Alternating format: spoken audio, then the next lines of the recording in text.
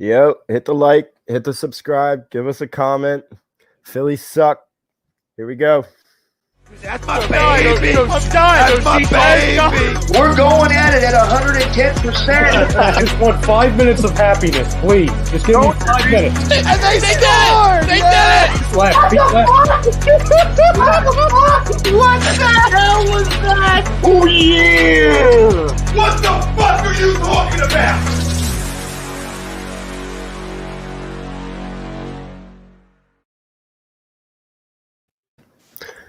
Good evening, everybody. Welcome to another edition of the Phlite Zone, brought to you by A2D Radio. Every show is brought to you at 9:30 live Monday night. Brought to you by Body Check Wellness, line of products that promote wellness, balance, and recovery by using the full potential of hemp. They come in extracts, blends, gummies, double play, baby, double play.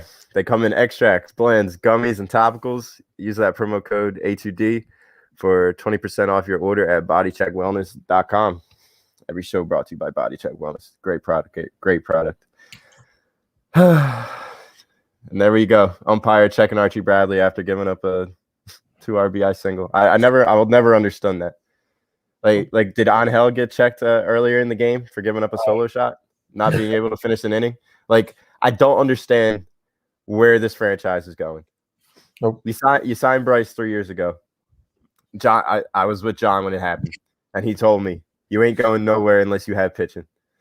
Yep. The fool I was, I had the red goggles on. I was like, nah, we got this. And it's been the same problem for 3 years. Bullpen. Ranger Suarez just pitched 33 pitches in 3 innings. No hits were given up. Joe, why don't you bring him out in the 4th inning? Just to see what he's got. Like, he was rolling. Like, what are you doing? We'll get to the Phillies later on in the show, and we'll continue to live react to the game. It is 3-2 right now, going into the top of the 8th inning. So we'll see what happens. This is a must-win. I know it's not a must-win, but it's a must-win. Yep. You got to start off the series strong. You got to win at least 3 against these Nationals, and then you got the big home stand starting off with the Mets and then the Dodgers. You need to win. What? You need to win both series. You need to go at least 5-2, right? Mets. But, it's the Phillies, man. After all, it is the Phillies. Well, what's the Mets score right now? I know the Marlins were beating them. I think it was – last time I checked, it was 5-3. Yeah, it's still 5-3. Yeah. All right, gentlemen, how are we doing tonight? Evan, John? Glad to be on. Thank you for having me. Yep. It's always a pleasure to have you, John, especially on NBA free agency. Tell us everything we need to know about what happened in the league. I know I was very excited. I was very excited during a Monday Morning Quarterback a few hours ago when I heard that Furkan was going to the Cavs. Next thing I know, sign him to a deal, giving him $5 million. It's just unbelievable how we glorify these bums in this city, but it's whatever. We'll see what happens with what the Sixers can do as the offseason continues on. We'll see if Ben Simmons is still a Sixer come the first game of the season. We'll see what the starting lineup looks like. It's looking like Danny Green doesn't want to be here anymore, and good. I hate him. It's fine. Dwight Howard left too. Dwight Howard, go. Everybody could go back to LA. I don't care. I don't like what the NBA, and I do like this rule change that they're making where the initiation of the contact, it's not going to be a foul anymore on the defender. Mm-hmm. I like that. We'll see what happens. We'll see if Trae Young is still as good as he was this year. We'll see what James Harden's going to be. I'm sure James Harden's going to adjust his game because James Harden's a baller. But I don't know if Trae Young's going to be able to do that because his only game is to back up into people and draw fouls. Yep. So what happens when that gets cut off? The Hawks just paid him a lot of money to be a bum. But it's fine. Let's get to the poll today. And it starts with my boy, my guy. It's about It's about what it's just unbelievable what I see and what I hear from some of the people in the city. Just absolutely just bashing this dude. It's just unbelievable to me. And it made us come up with this poll tonight. Who's more polarizing, Carson Wentz or Ben Simmons? I'm gonna have to agree to the poll. I think Carson is way more polarizing than Ben is, especially now, because I feel like all of Ben's supporters, like me, all of his ex-supporters, there isn't that many left. Like everybody has most of the people have opened their eyes to what Ben Simmons is. Now, if we keep him and he plays well going into the All-Star break next year and it's time to trade him and we talk trade talk, yeah, maybe he'll start to become more polarizing again because maybe I'll fall under his spell again. It could happen. I'm not saying it will happen. I'm saying it could happen, and that's what makes you polarizing. All-Star game, Ben. Yep. But when it comes to Carson Wentz or Ben Simmons, I'm going to have to agree to this poll. I think Carson is way, way, way more polarized than Ben is. I think a lot of people are still out there saying we should have never traded him. We didn't get the right value for him. Now we're only going to get a second-round pick for him. Mm-hmm. It's hard to say. It's hard to say, but I'm going to go with Carson. Carson's more polarizing than Ben because everybody sees that Ben's above now.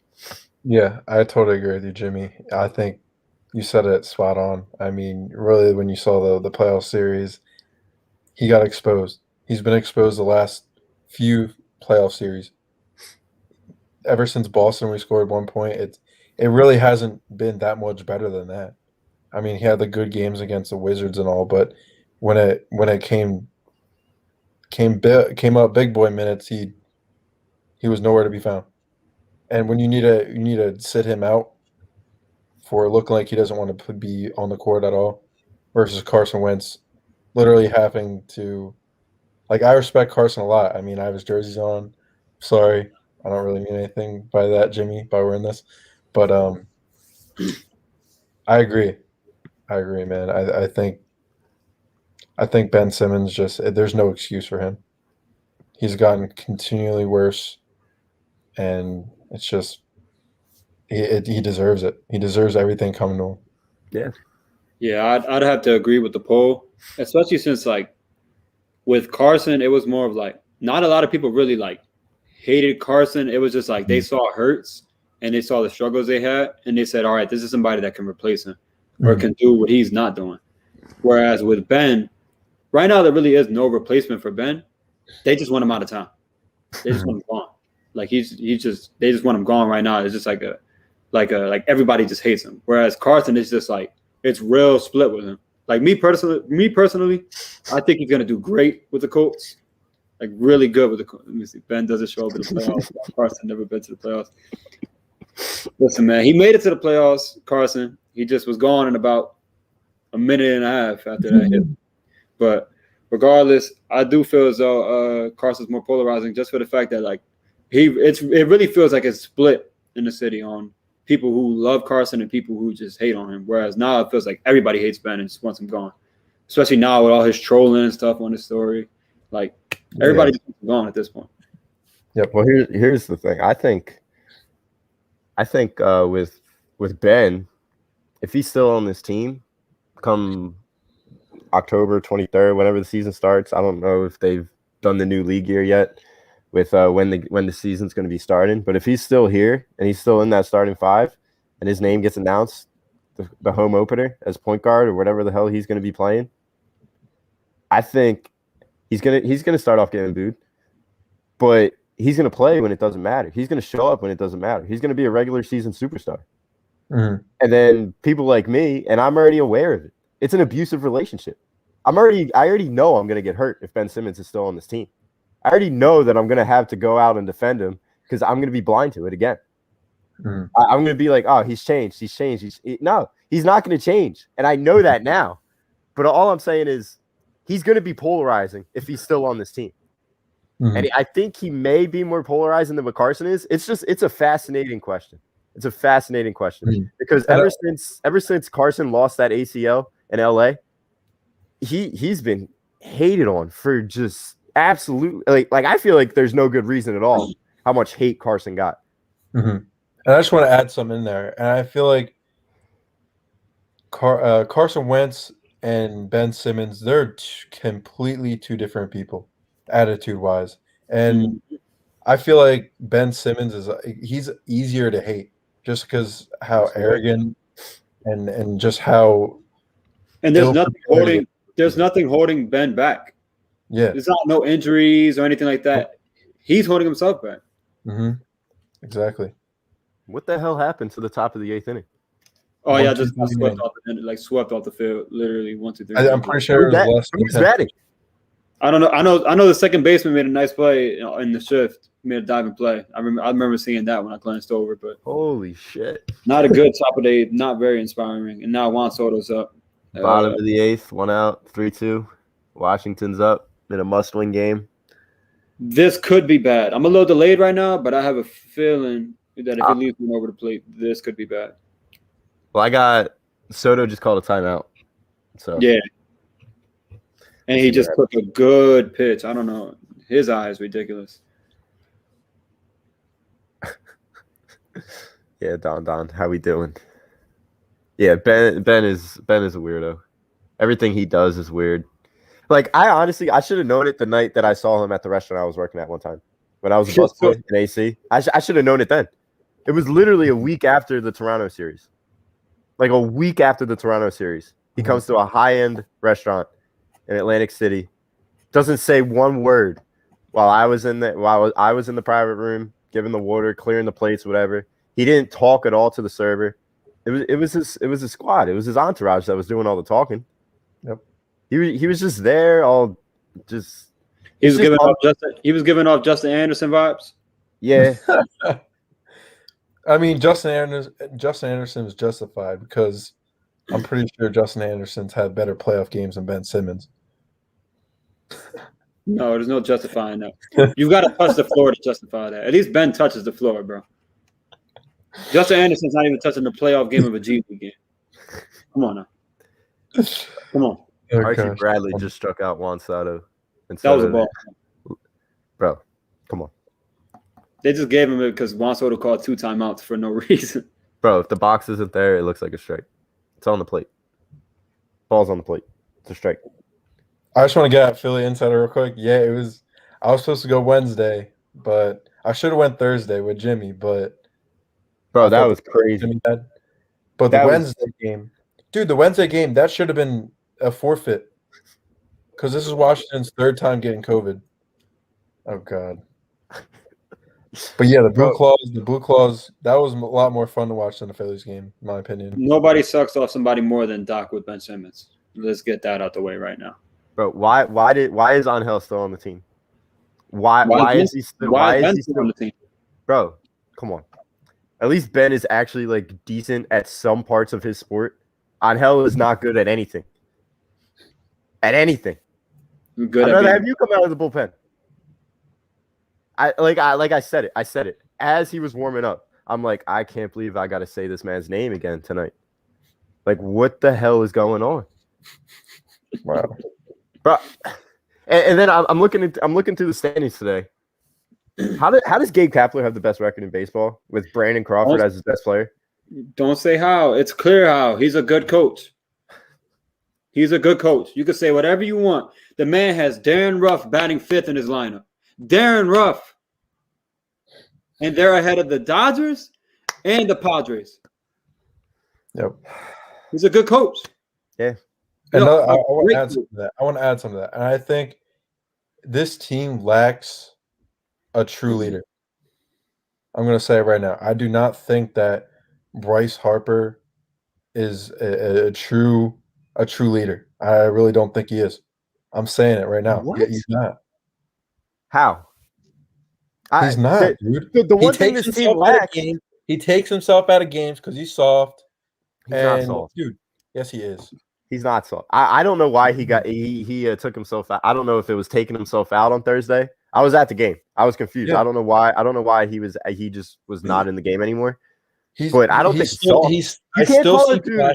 I still see flashes of his spoiled little brat like he was back in Washington. I still see it a little bit.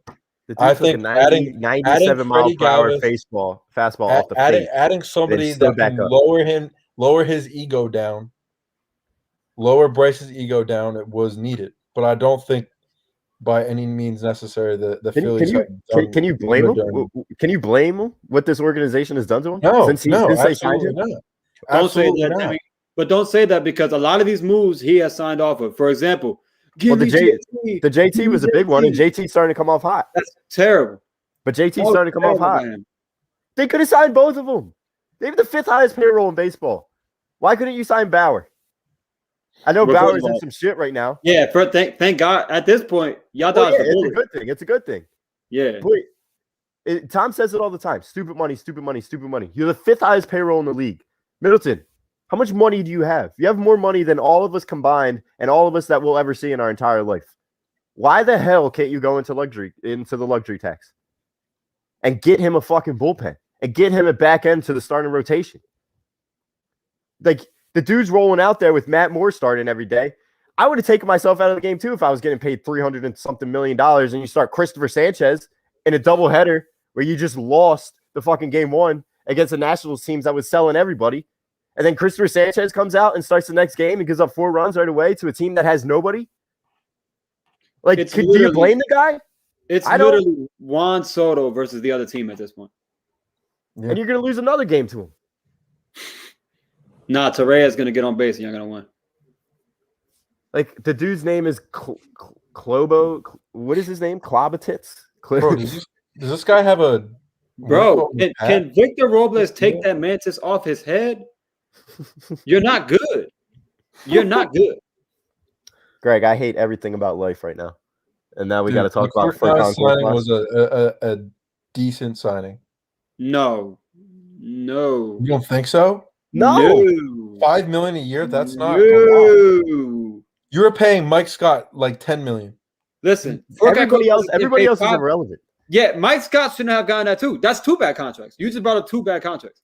Listen, Furkan Korkmaz is getting paid $5 million to do something that Jimmy could do. Jimmy would do a better job last Tuesday. I was doing it last Tuesday. Literally. I've seen Jimmy do. Look at what I say. I told y'all, Ronald gonna get on. Sir. Yes, sir. Ronald's our best hitter. Yes, sir. Besides Gene. Former Yankee, I miss him. Korkmaz, like, no, I don't care about the money being thrown around though. Like, there's so many other players that can do Furkan's role that can also play defense, that can also not shrink in clutch moments when you need him the most. Yeah, he'll give you a clutch 3 in game 55 of the freaking regular season. Is he going to do it in the playoffs? You're fucking playing Shake Milton over him. What's Shake Milton doing?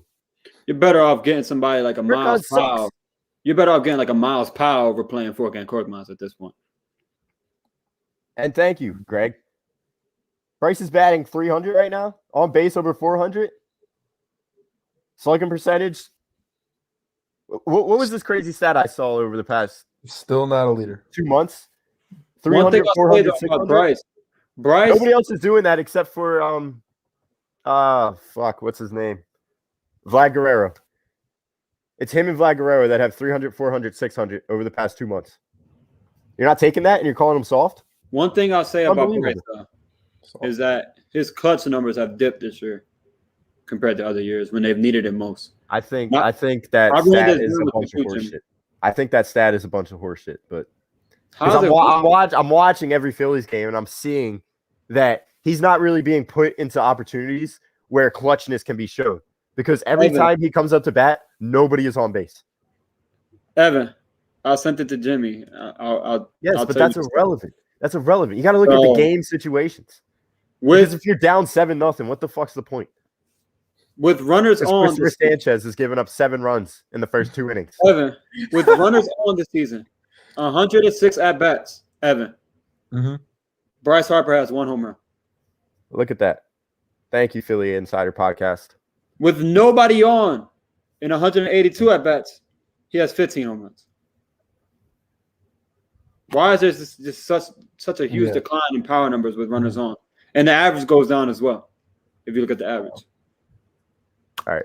This is all I got to say before we go back to a little bit. And we're going to be jumping all over the place as usual. It's summertime. No, I'm not saying Bryce isn't worth that money. I'm just saying, has he been this, like, unbelievable player this year? In my opinion, no.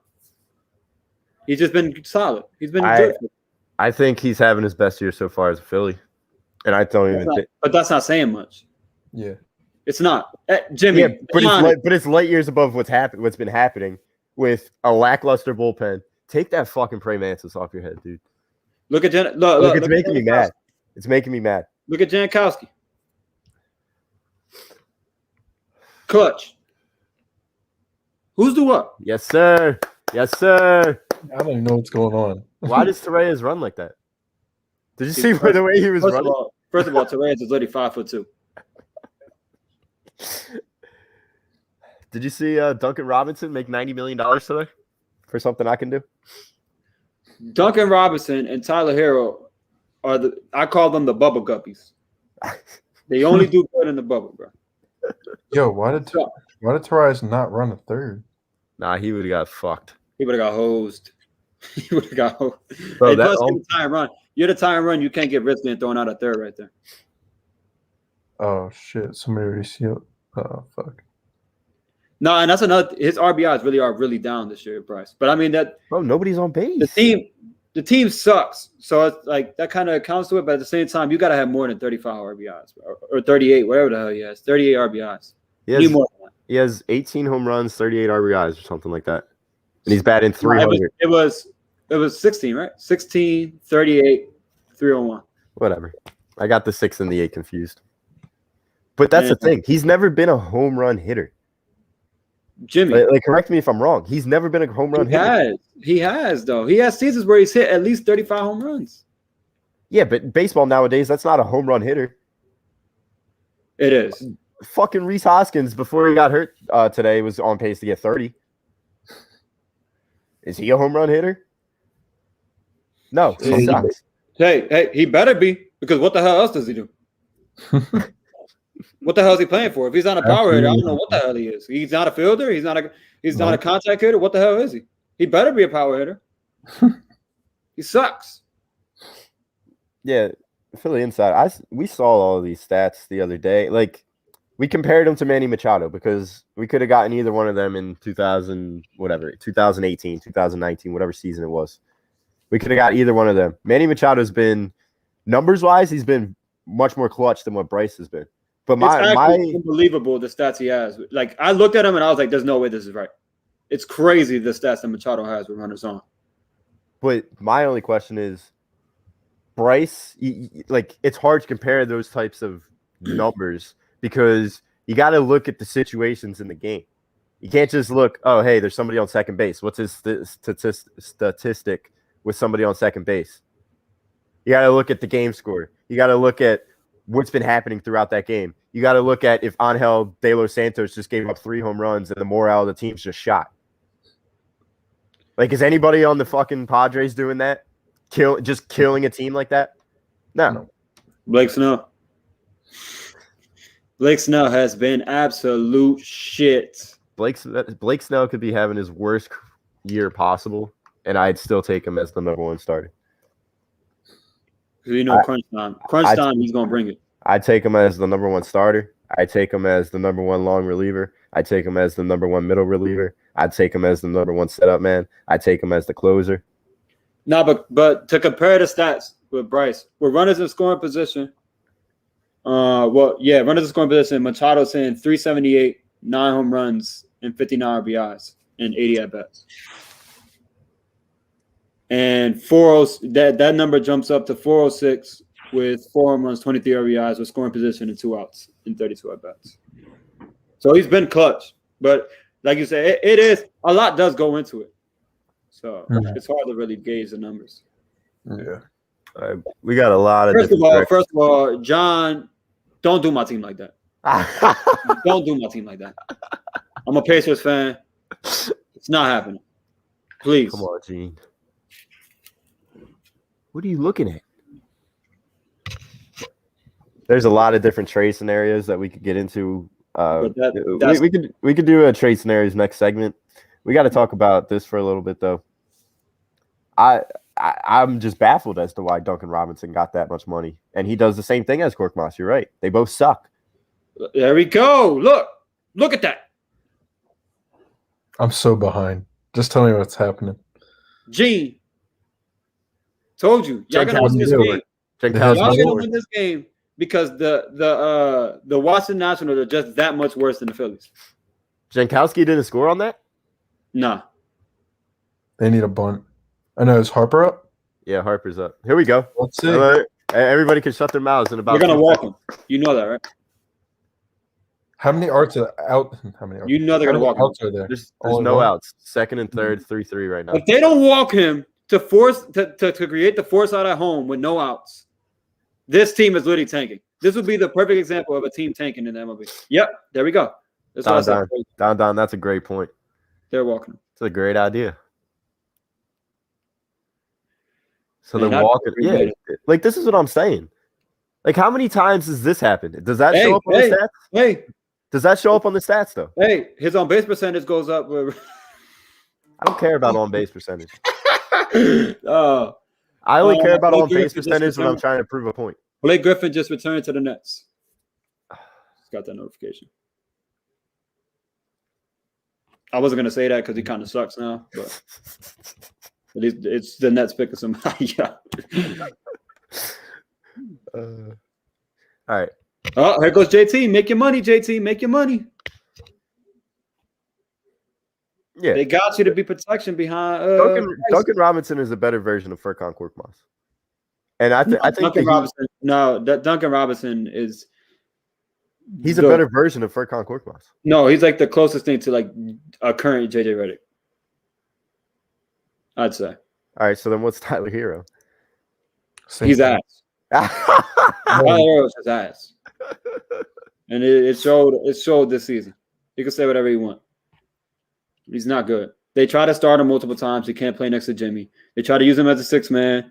He wasn't as efficient off the bench. He's just off. Where did Norman Powell end up going? Norman Powell, let me see. Norman Powell 5 to years, the Trailblazers, 5 years, $90 million. That's what Duncan got, right? Duncan got the same thing. That's crazy. Where did he end up going? He stayed with Portland. Oh, he stayed with Portland? Yeah. Mm-hmm. Bro, if JT strikes out. 3 for 4. Wow. 3 and 4. JT had a really good game Miami. the other day. Nah, JT's picking it up. JT's picking it up. Hey, he's got to take one for the team right there. I ain't gonna say nothing else. But he's got to take one for the team. Just tell me what happens, because I'm like he definitely was about to get hit. 2 minutes behind you guys. He's got. Put your elbow into it. Take one for the team right there. Yep. He gets hurt every day, anyways. Him getting hurt right there wouldn't matter, anyways. Who the hell? Why is Wander Suaro trying to close this game? Oh, see you later. Ooh, that was close. It was a ball, but it was close. Woo! Good eye. Good Jimmy. take. Good take. Jimmy. Bro, if the box isn't there, it's a strike. I'm just saying. Yeah, because you know damn well that one to Juan Soto was almost identical, but just mean, it was low in a way, but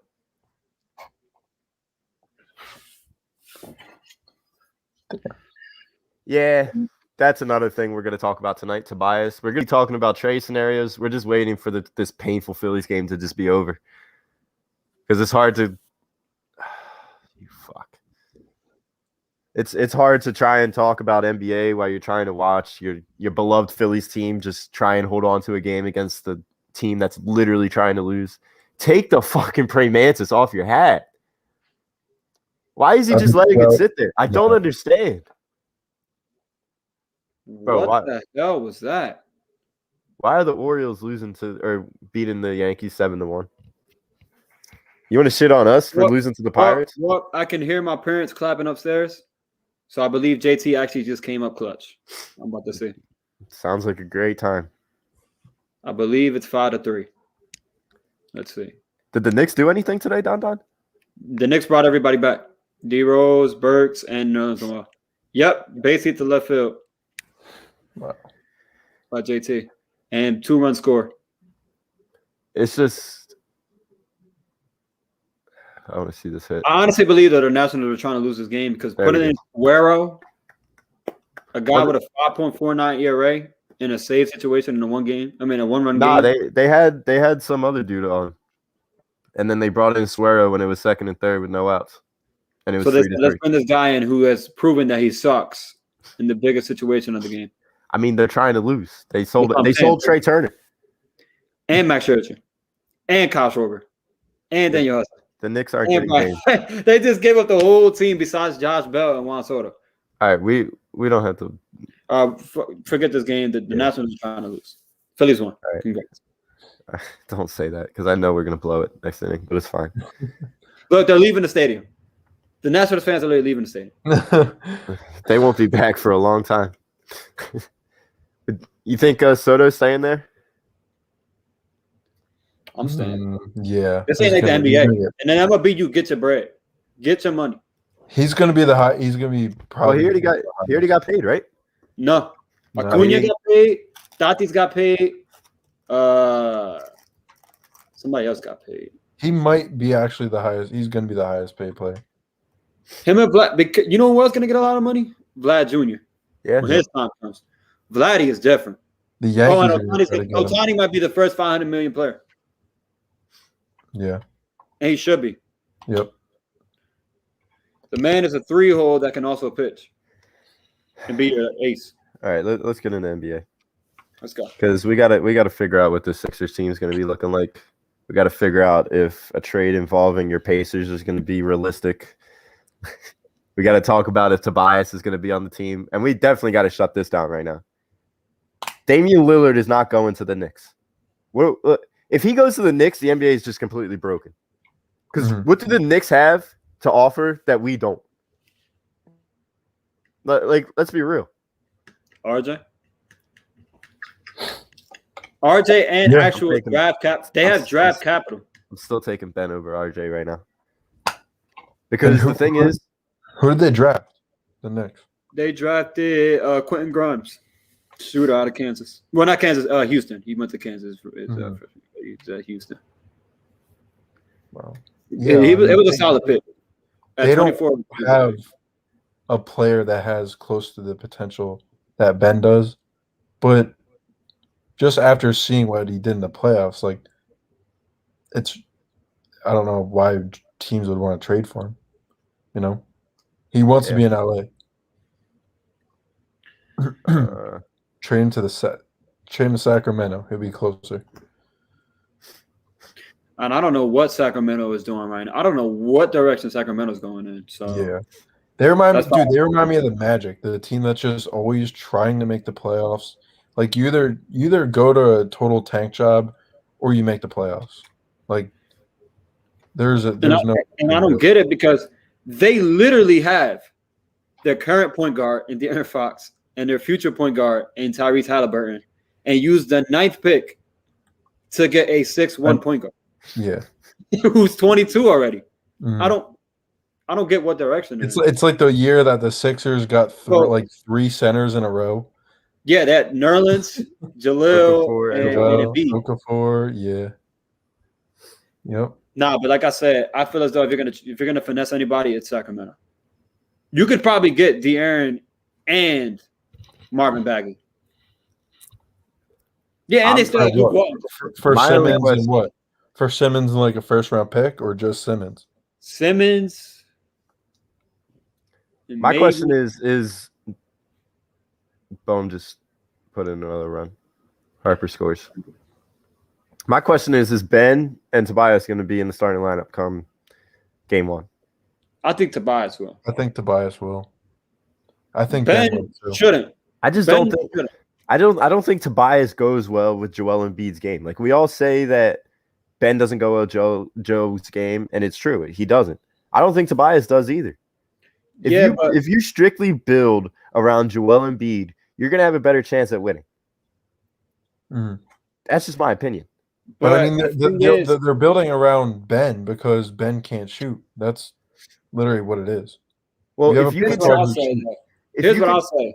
What can you really get for Tobias in his contract? Tobias is as good as he's going to be. You could try and get a Zach LaVine package for him. You're not getting Zach LaVine anymore. They just signed Lonzo. They're going all in with that core they have with Lonzo, Zach LaVine, Vucevic, Patrick Williams, and them. They're not. Zach LaVine's going nowhere. I think Chicago gets better if they give up Tobias for Zach. Now, a couple of the players, I truly do. What? Put it down, Jimmy. Put it down. I'm telling you, if you could get a Tobias for a LaVine, and then you get Ben for a Sacramento package, or get Ben for an Indiana package, our team gets that much better going around Joel Embiid. I'm saying it doesn't have to be a Zach LaVine. You could try and get somebody else of that. Okay. But Jimmy, put it down. Whatever you're smoking, put it down. It ain't good for you. Because Levine for Tobias, no way in hell do the Bulls get better. They get better. Bro, Zach Levine is a loser. He's a certified loser. Everybody goes, he loses. Evan, it's okay. Oh, Ben. Wait, Evan, before Tobias. Ben just got the 1 seed. What are you talking about with Ben? Evan. Oh, 1 seed. Evan. But he's winning. Hold up, Jimmy. He literally did everything they possibly can to try and make the playoffs. Chicago did. No. They did everything. No. They literally went out and got a top 5 center for Zach Levine, and they couldn't get the 10 seed in the weak Eastern Conference. They let No. They let Charlotte outplay them, outbeat them. Can you answer this question? Charlotte got the 10 seed. Before Tobias Harris got to the Sixers, how many times did he make the playoffs? He was the AC with the LA out west. AC with LA out west. They didn't make the playoffs. The year he got traded for Landry Shamet, that's when they made the playoffs to AC. The year before that, they didn't make it. They were on their way to the playoffs, though. No, don't say on their way. He never won anything before he got to the Sixers. Zach Levine is still he was the best player. He was the best player on that LA team. Zach Levine. He was the best player on that LA team, and they made the playoffs that year. He ended up getting traded to us. But they weren't gonna make it with with Tobias. Landry Shamet fit that lineup better than Tobias did. You're capping. Bro, look at that lineup. They didn't need Tobias. All right, we didn't need Tobias either, but Tobias was still their best player then. You know what you do need? Traded Zach Levine, but you know what you're not going to get? A Zach Levine. Zach Levine's especially for Tobias. All right, and we'll see. We'll see them lose when they still have Zach Levine. They're making the playoffs. They're not making the playoffs. Yeah, I think they'll be an AC seed. They'll definitely make the playoffs. Zach Levine's a they just signed Caruso to be a backup point guard. They have a direction.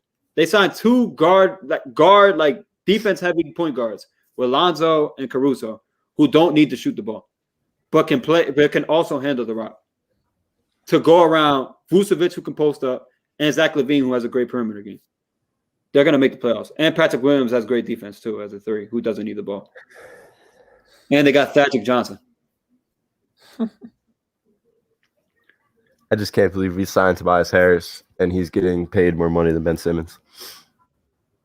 Ben Simmons sucks, but I still can't believe we signed Tobias Harris to that contract. There you go, Jimmy. I like that bass in your voice when you said that. Nah, I mean, I think that's like he's making me lose love for this sport.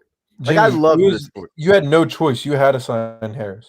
You literally no. You could have gotten rid of him. I'm sick of the no choice bullshit. Who else would you have got? Like I just argued with you guys for how long over Tobias Harris being good or being as good as Zach Levine, and now we're saying we had no choice. We had to sign him. The only reason why we had to sign him is because we traded fucking every single game in that Atlanta series besides one.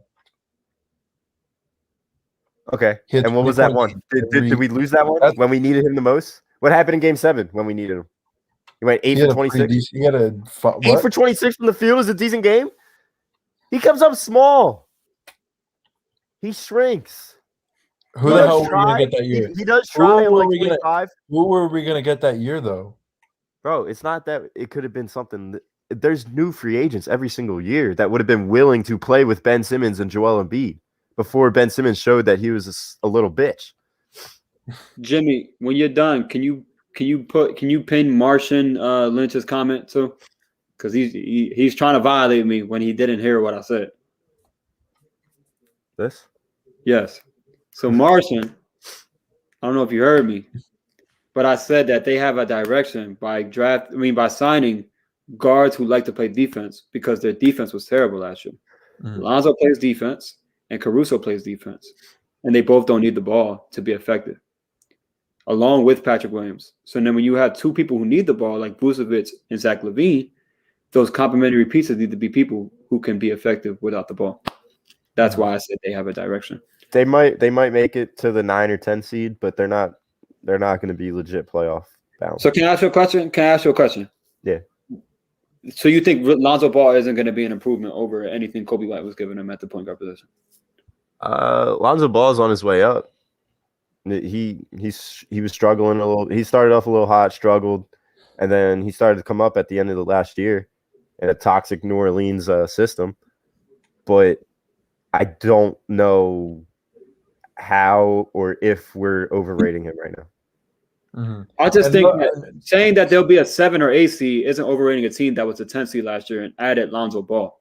Bro, they weren't a 10 seed. They didn't make the Well, playoff. They didn't make the play-in tournament. They suck. 11. They were 11th. And not only that, and I'm saying they might make 9 or 10.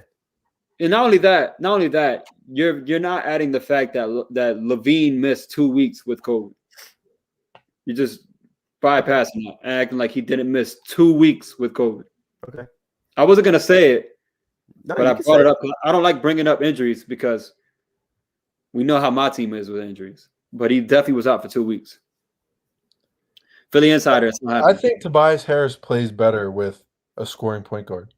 I just think that Ben Simmons doesn't go good with Tobias. And it takes pressure off of him. Not only that, if you get a scoring point guard, Tobias can go back to his normal role of being the number 3. Yep. The number 2 as a scoring option, the number 3.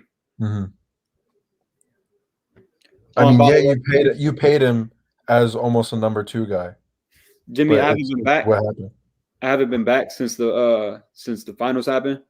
But I could have sworn I was the one that was literally saying that Drew Holiday was a better guard defender than Ben Simmons earlier in the season, and that he was going to help the Bucks come playoff time. Look, we can shit on Ben Simmons all we want.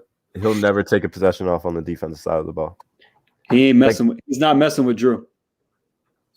I mean, every coach in the NBA had their vote, and they say that he was the best defender all around. So we'll see. I mean, the guys that watch basketball every single day on that high of a level, they say something about Ben Simmons. And those coaches are also the same coaches that voted him into the All-Star game. And oof, they were really off. Yep. I mean, we could question our coaches, but those coaches are around the league. Luke Walton is a coach. So that alone lets you know that some of these coaches shouldn't even be hired. Mm-hmm. So, yeah, oh my God! Thank you, my boys. Put that back up. My boys. He's talking about defense. He's talking about defense. Light years ahead of Drew Holiday. When it comes to defense, light years ahead of Drew Holiday. Can Drew Holiday defend LeBron James? Can Drew Holiday defend Giannis? I literally watched Drew Holiday get put on Kevin Durant.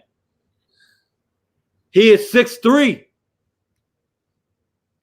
He's 6'5". Jimmy, he's 6'3". Here we go. Walking the first player. Who's pitching? Jimmy is 7'3". Relax. Who's pitching? I'll relax when I see who's pitching. I can't even see who's pitching right now. I hate this guy's last name. Keyboom. He's white. The guy who's pitching is white. I can't see from here. Kennedy. Oh, Ian Kennedy. Y'all new and improved closer. Like I said, yes, KD got off on Drew, but Drew is literally one of the best guard defenders. And let's not act like Drew didn't put Chris Paul, Trae Young, and Devin Booker in clutch situations in a box. Locked them down. Bro, you could say whatever you want. Ben Simmons is a better defender than Drew Holiday. I just don't think so. What did you say? Who did you say was better than him too?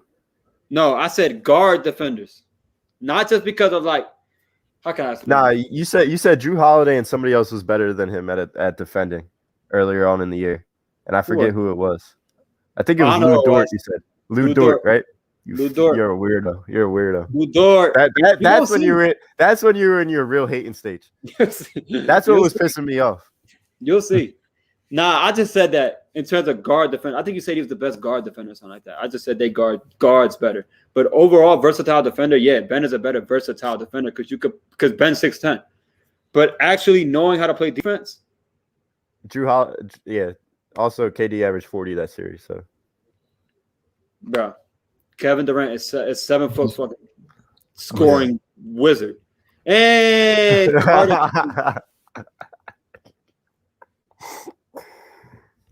I mean, a home run there doesn't kill you because technically they still have to go and get somebody else on base and hit another home run. Just let a man named Keyboom hit a home run on you, bro. What's funny is when y'all got Kennedy, I told you just got one of the most inconsistent players in MLB history. Bro, he was a Cy Young candidate in the NL like 10 years ago for the Diamondbacks, wasn't he? Yeah. And then somehow he found his way in the closing position on the Texas Rangers. yeah, remember what I told you? Like the only reason why he wasn't closer is because he was on the Rangers. All right, all these people defending Ben Simmons right now on the defensive side of the ball, they're starting to like give me PTSD, and I'm starting to want to defend the man again. So we're gonna have to stop that right now. We're gonna have to pump the brakes real quick. Pump the brakes.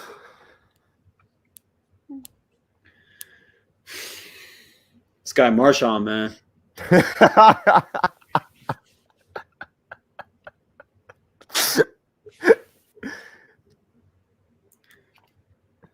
Listen, Philly Insider. I won't be mad if this loss is on me. I have no ties to this team. Patty Mills? Patty Mills? I think they said the Lakers were honing in on signing her. The Lakers are signing everybody, but if Patty Mills in this locker room? I would like Patty Mills against Scott. Patty Mills would be perfect. He kind of remind me of like the role Bellinelli played when he first joined y'all. Mm-hmm. Nah, I would like Patty Mills. He'd be able to mentor the young bulls that we have. Be able to mentor Matisse, Tyrese Maxey, Matisse, guy we just drafted. Jaden Springer, that was a really good draft pick. Yeah, Jaden Springer. Yeah.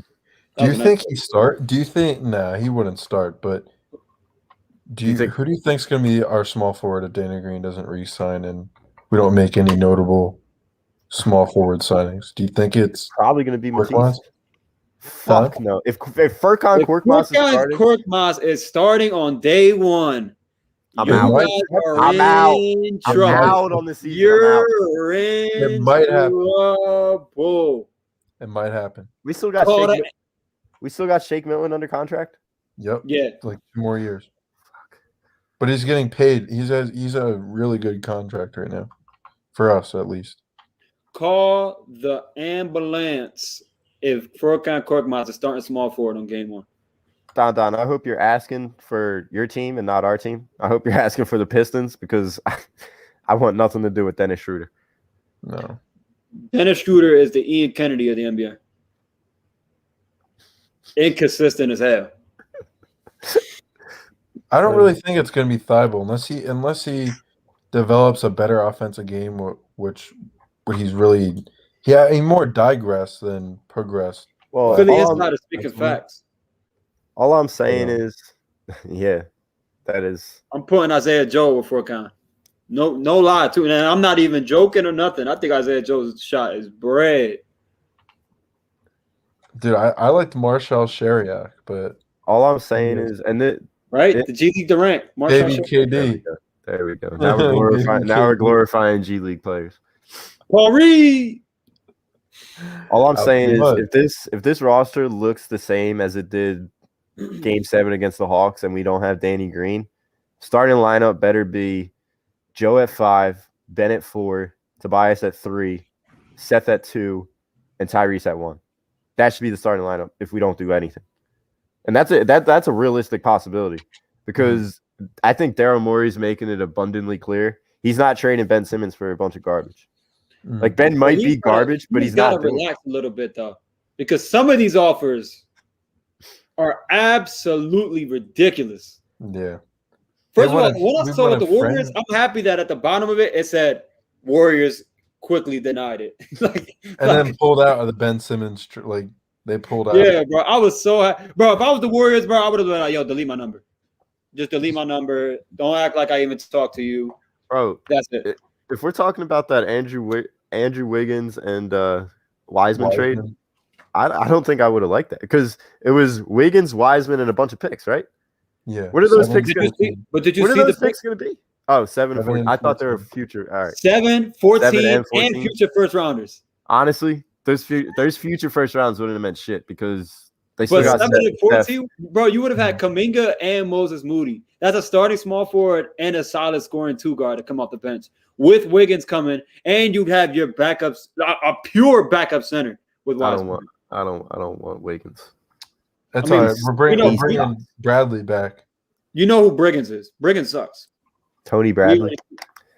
We got Frankie's boy from Western Kentucky to be our backup. He might be the G League backup. I'm sorry, Frank, if you're listening, but he might be the G League backup. Oh, JT just got fucked up. The ball literally hit his mask and it popped off.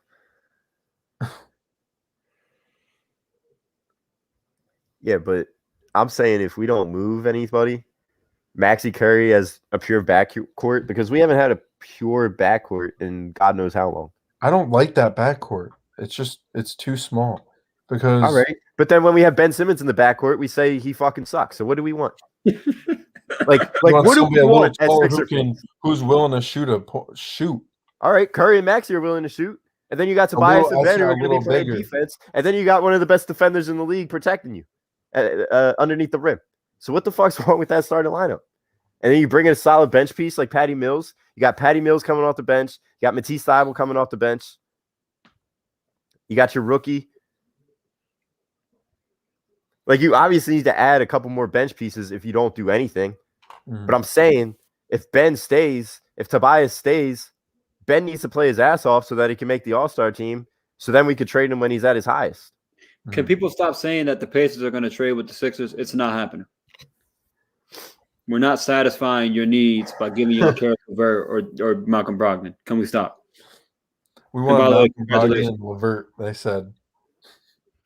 Brogdon and LeVert for That's Ben? What people were saying that they wanted. Put it down. Put it down. See, this is all right. Put it down. There we go. Ring the bell. Ring the bell. Woo, the Nationals. Woo. 2.5 games out.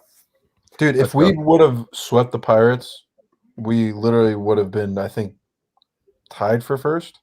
No, if we sweep the Pirates, we're half a game out. Poverty franchise. Should have sold. I don't care. They're gonna get swept at home by the Mets. No, they won't. They're not going to be. DeGrom's not healthy. DeGrom's not healthy. You're not going to get swept, but they're not going to lose on Sunday. That's Doc's retirement. They're retiring Doc's number on Sunday. Just for that, and Wheeler's pitching. And Wheeler's pitching. They're going to give up 34 runs. Here we go. Celtic fan hating. Jimmy, I love you. You're a great contributor to A2D, but can we not hate? Like, I'm sorry your team sucked this year, and they're probably going to suck again this year. But there's no reason to hate on Seth Curry. He was our second best player. He was literally making it. Here's one thing I'll say. Here's one thing I'll say. Seth, at the end of that game 7, was unplayable. Well, not having Danny Green out there hurt him. Yeah. Because if Danny Green's out there, he's covering Kevin Huerter. Yeah, but then who's guarding Bogdanovich? You're going to have Bogdanovich with Seth? Bogdanovich was hurt. He was hurting. He was What was their end game line? I don't even remember who the hell did the Hawks have out there? Gallinari. They had Gallinari. You can have Seth 6'4" guarding 6'10" Gallinari. It was because Gallinari, Huerter. It was Trey, Gallinari, Huerter, Collins, Capella. The only person he could guard was Huerter, and Huerter was toasting him. It was bad. I mean, that's what we're saying. If everybody did their job, if Danny Green doesn't get hurt, it's a much different story. We're probably not talking about this right now. Mm-hmm. And this is also what I'm saying about Ben being a polarizing figure in this town. It leads us to the poll. Who's more polarizing, Carson or Ben? Like, we're still talking ourselves into Ben being on this team because it's a realistic possibility, and we're arguing over whether he needs to go or he needs to stay. The bottom line is we're not trading him for a fucking Kyle Kuzma package. We're not trading him for a Dennis Schroeder package. We're not trading him for a Buddy Hield package. Don, I see you in the comments. Stop. We're not trading Sabonis to the Pistons. Stop it. You're getting carried away. Would Ben and Sabonis be able to play with each other? Sabonis he's not a bad shooter. Nice because I feel are we talking you into it? Brogdon and LeVert? No, listen, you can take Brogdon, LeVert. We'll give you Brogdon for Ben. All right, Brogdon. We need somebody to get LeVert, TJ Warren, Sabonis, and Miles Turner the ball. Well, Brogdon ain't it. So if you want Brogdon for Ben, have at it. I'm gonna need LeVert with that too. Well, then I'm gonna need Tobias. Okay. Simmons and Tobias for Levert. No, you're going to need to throw in somebody else. Maybe 2 more. Give me what, Justin second Holiday. Get rid of those 2 contracts for me, please. What, second rounders? We'll give you second rounders. TJ McConnell definitely has to be in the deal. TJ McConnell ain't going nowhere. That's a wrap. He's inked. He's staying. Y'all missed out. Bye. Yeah, Nola, Gibson, and Wheeler are pitching the Mets series. We got to win at least 2 of them. Never in my life did I think I'd see Kyle as somebody who like follows baseball like heavily. If you told me 2 years ago that Kyle Gibson would be relied on, I'd say you're drunk. It's crazy, like how quickly his career has turned around. Yeah. No, like I said though, I'll take Ben on the Pacers because they literally have a bunch of scorers, but nobody to get him the ball. And we don't need Ben to score at all. Guys, while we have everybody here right now, let's do a little business. A2G memberships, introducing them. I know Don has one. John has one. They all say it's just great deal. You'll get your money back from Money Podcast. $9.99 a month, appearances on the shows, members-only streams, shout-outs, and weekly sports picks. Remember, you could hop on the show right now. Tell Evan stop hating on Bryce Harper. You can hop on the show right now.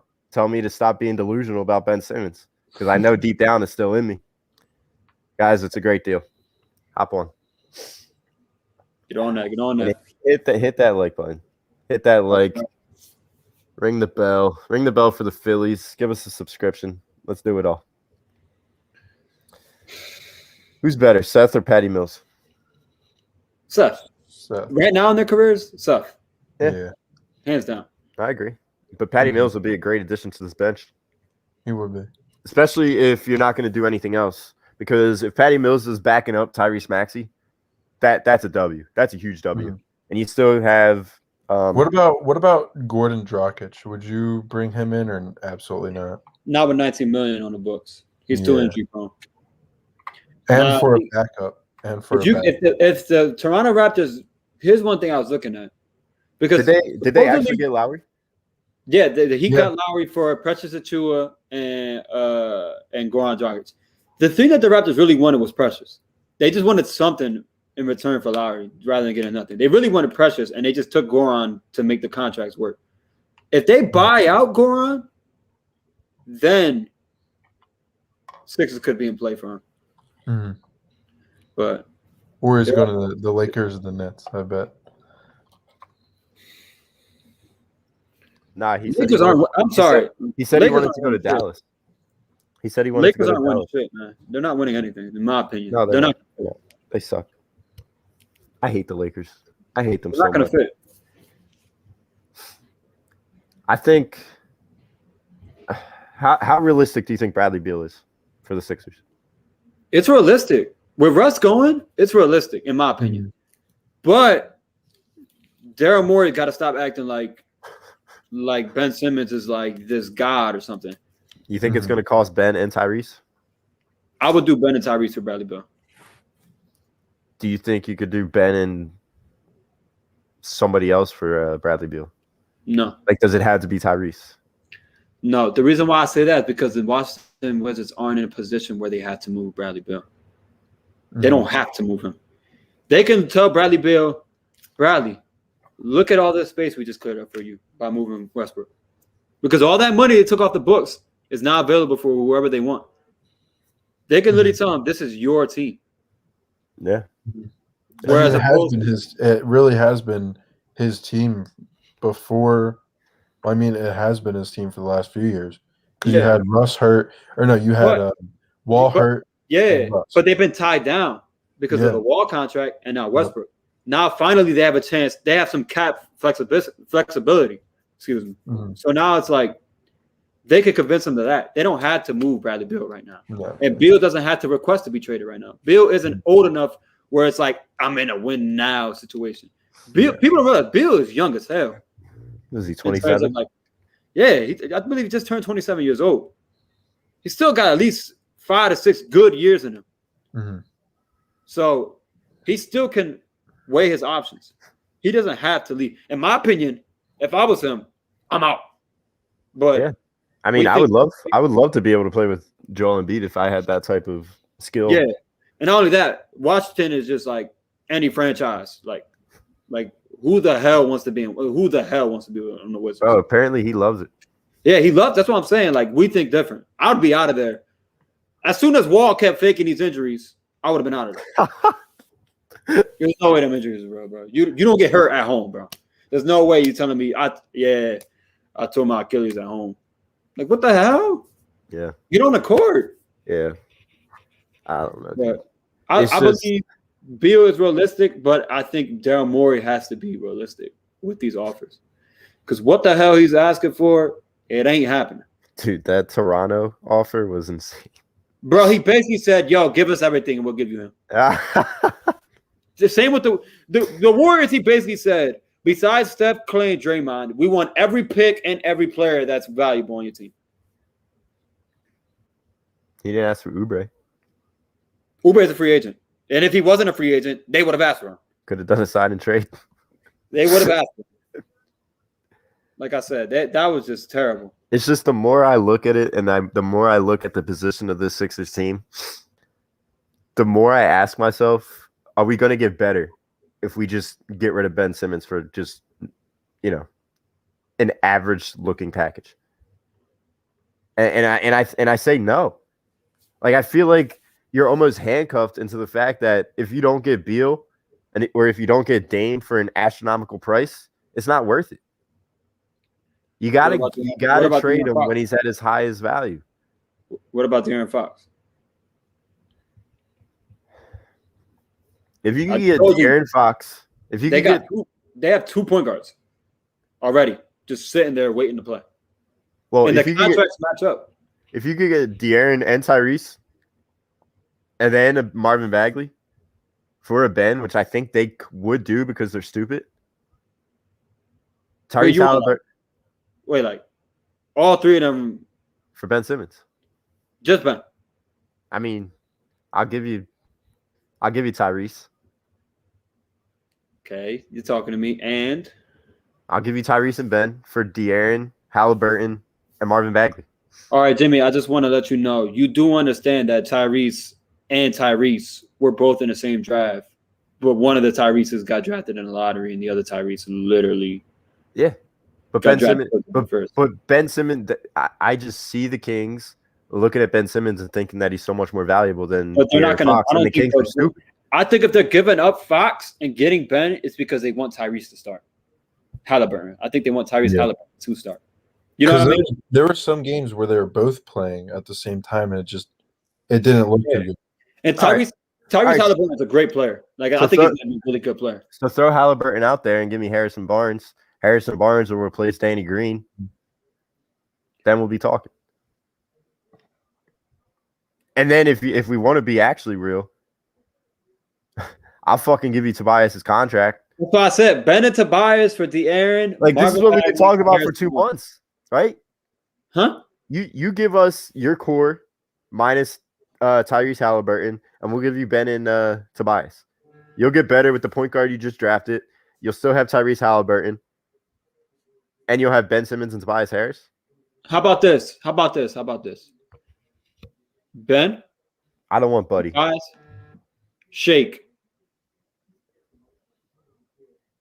for Fox, Buddy, Barnes, and Bagley. Wait, say it again. Ben, Tobias, Shake for Buddy, Fox, Barnes, and Bagley. I mean, yeah, I'd take that. And I don't want Buddy Hield. I think Buddy Hield's very overrated. But, bro, Tobias has better numbers than Buddy Hield. Okay, but we're not saying Buddy Hield's not getting paid as much as Tobias. Nowhere near as much. He's actually pretty underpaid for what he does. The man could easily average 18 points a game shooting. Is he going to shoot us out of games, though? Is he going to shoot us out of games? Bro, if you put him on a winning team, he's not going to shoot you out of games. He's going to be a good sharpshooter for your team. He had one of the highest 3-point percentages like 2 years ago. Yeah, bro. Yeah, and then Tobias had a better 3-point field goal percentage than him this year. So that's what I'm worried about. Well, Bryce Harris is also making $150 million more than Buddy Hield. So I mean, yeah, I'm taking that package.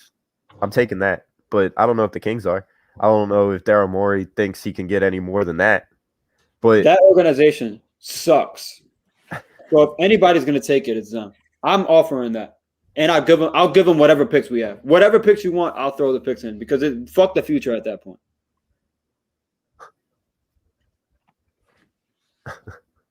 Disagree.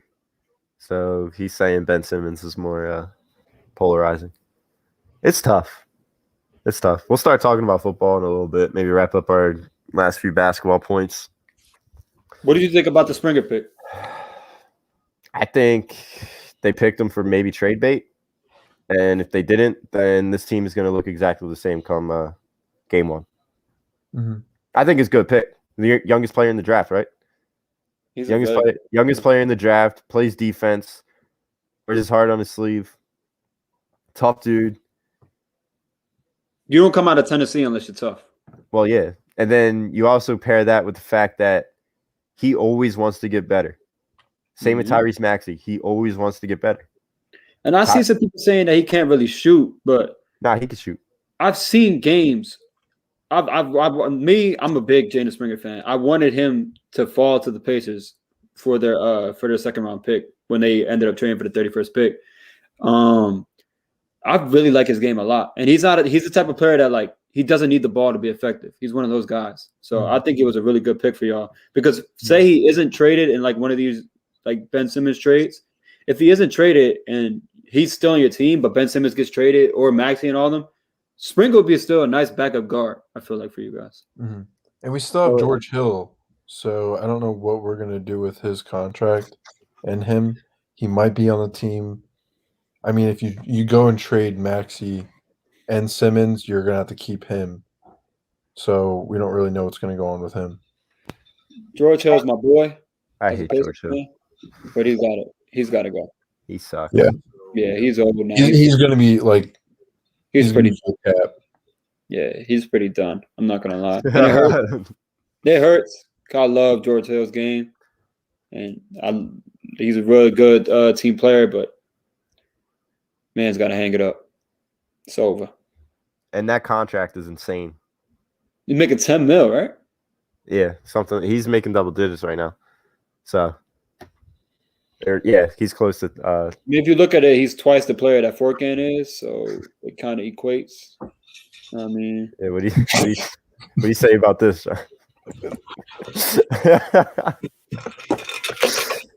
Because that man is from Tennessee, and he is the complete opposite of the word tough. He's TUFF, not TOUGH. We're gonna have another Derek Barnett experience this year.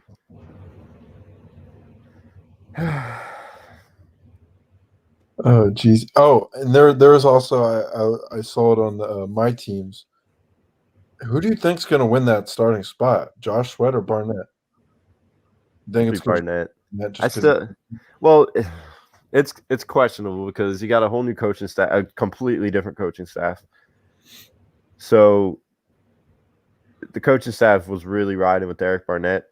And apparently, if you believe in the words that Nick Sirianni always preaches, competition, competition, competition, if Josh Sweat outperforms Derek Barnett in the offseason workouts and the preseason, whatever you want to call it, then Josh Sweat should be the starter. But we'll see what happens. You used a first-round pick on Derek Barnett. I don't know. And apparently, use him as like for a trade, one of those guys. He has. Neither of them have trade value. I don't think. You don't think Josh Sweat does? I think the best you can get is a fifth-round pick. Best you can get is a fifth-round pick, maybe a fourth for Barnett. Everybody looks at Josh Sweat and they just see him as a normal name. Like it's another thing that we always do. We glorify talent that we think are like superstar level. Listen, when it's just basic play. Oh man, this is random, but Garrett Cole just tested positive for COVID. But back to the topic. This offseason for the Eagles, really just like put a sour taste in my mouth as soon as I saw that we let my boy Cravon LeBlanc walk. That was the most painful thing I had to experience. Jimmy DM'd me. We had to vent to each other because this LeBlanc, this road we took with LeBlanc, first time seeing him on screen, seeing him get absolutely destroyed by Odell, and then seeing how much he improved. It sucks that we even let him go. Yeah. But Odell Beckham literally had him crawling, and literally Jonathan and I remember the witnessed day it happened. I looked at Jimmy. I said, "Who the hell is LeBlanc, and why the hell is he crawling on the ground?" But man, then that same year, that was when he had the pick. Nicky Six came back and almost led us to another NFC Championship game. He started that Saints game. That Saints game with the pick. Yeah, that pick was crazy. I mean, it was an underthrow, and if he threw it over the top, LeBlanc definitely would have been getting. Oh yeah, LeBlanc was burnt. He got cooked, but that pick was nice. Wasn't that the first play of the game too? Yeah. Opening play of the game. Threw it up, and that's another thing that I don't understand about this organization that makes me just question everything. You open up that game in the divisional game, have a pick, come back down, score a touchdown, 7-0, and then you get a quick 3 and out, score another touchdown, so that is 14-0, and you end up losing that game. Like, that's just bad coaching. That's bad managing. That's bad playing. That's bad everything. To be fair, we just kept on glorifying this team, glorifying this front office, glorifying that coaching staff, and all of it was just mediocre. And now we're stuck here, trading away our franchise quarterback for a second-round pick. And you could call him injury-prone all you want. The guy got hit more than any other quarterback of all time last year and got up every single time. A guy is not injury-prone if that happens. I'm sorry. Go ahead, make your face. I don't care. I love Carson, Jimmy. You know I do. So you know anything I say about and then comments like this. It's just the overwhelming hate that I don't understand. We were fucking sucked as an organization since 1933. We sucked. And then this dude's second year, he comes in, leads us to 13-2, tears his ACL, and then he just gets laughed at for 3 years. Laughed at. And then you trade him for a second round pick. He's just the most unlucky player. He's just unlucky. Yeah. That's one thing I say. He's real unlucky. And Jimmy, you know I love Carson. But it's like you know what he has? Bad timing. Carson will never get hurt at the beginning of the season or like a 2-week little injury or something like that. He won't catch a concussion in week 1. But he'll catch a concussion. And I mean, he'll get hit hard or something like that in week 16. Or week 12. He just has the worst luck, man. And it sucks. I love Carson. And I think that he's a great player. Yeah. But I feel as though his time was up here.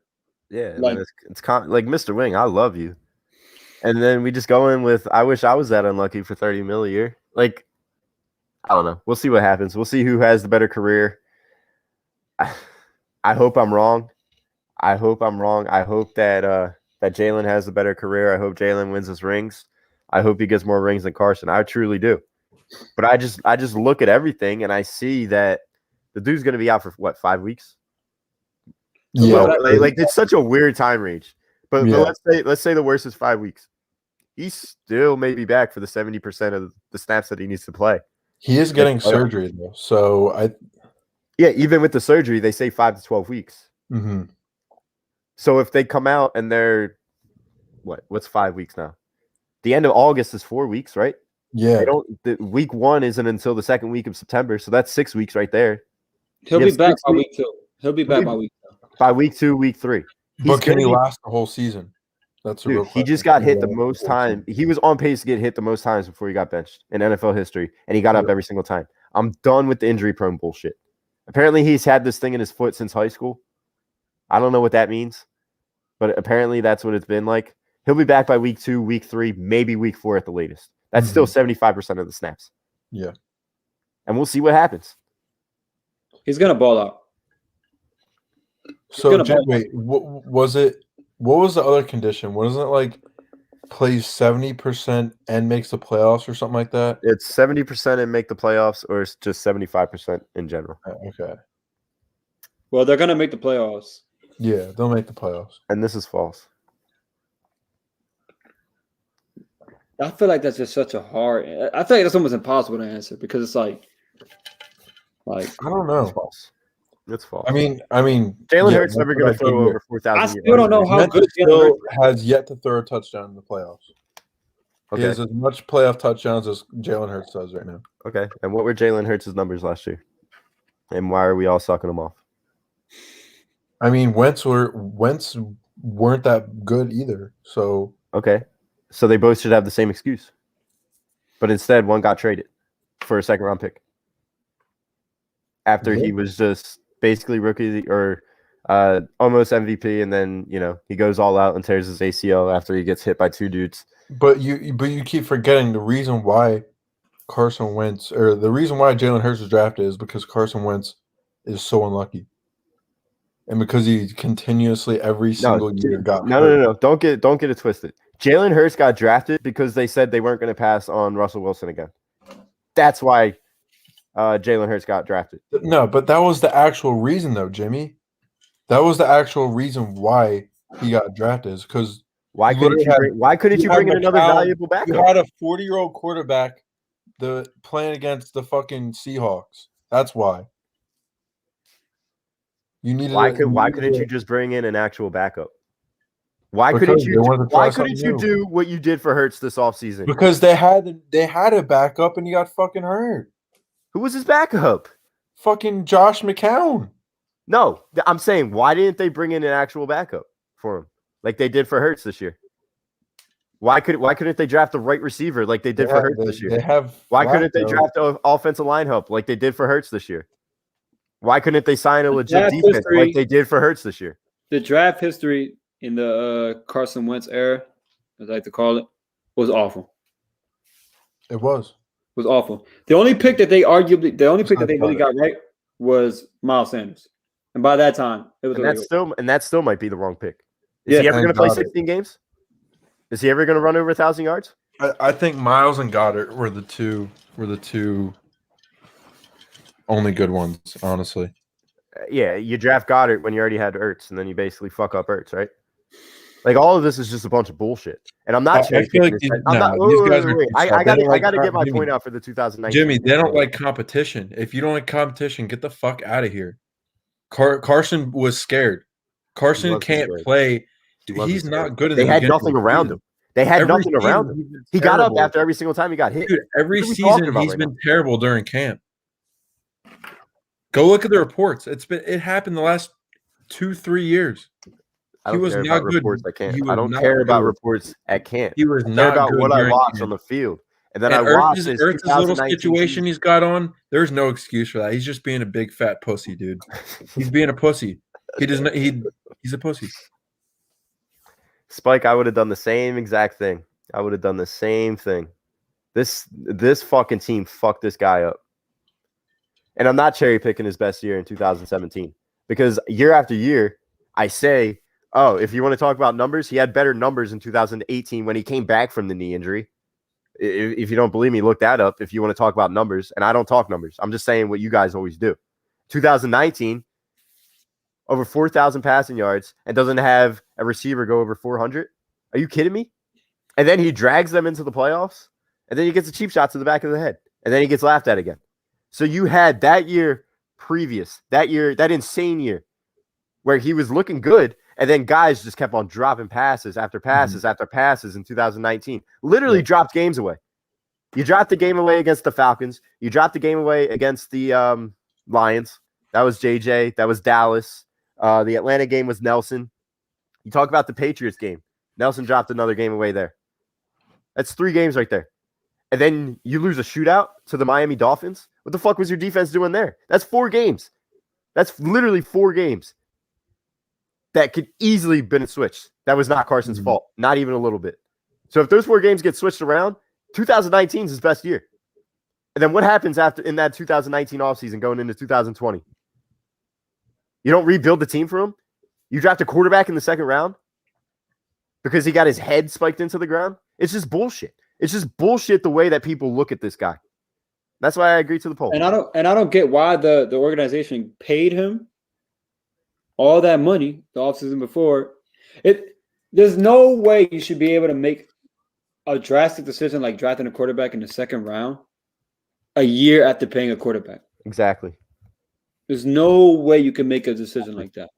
If you paid him that money, there is no reason Jalen Hurts should have gotten drafted. If you were truly worried about his health, you would have signed a backup quarterback like Nick Foles. You wouldn't have drafted a project in the second round that was projected to be drafted in the fourth round. Exactly. And if you really had all these concerns about his health, you don't pay him. Exactly. Like you literally pay him the year after he gets injured the second time. That's when you paid him. So you obviously had faith in him that he would be fine. And then we just got all the haters. That's it. Haters.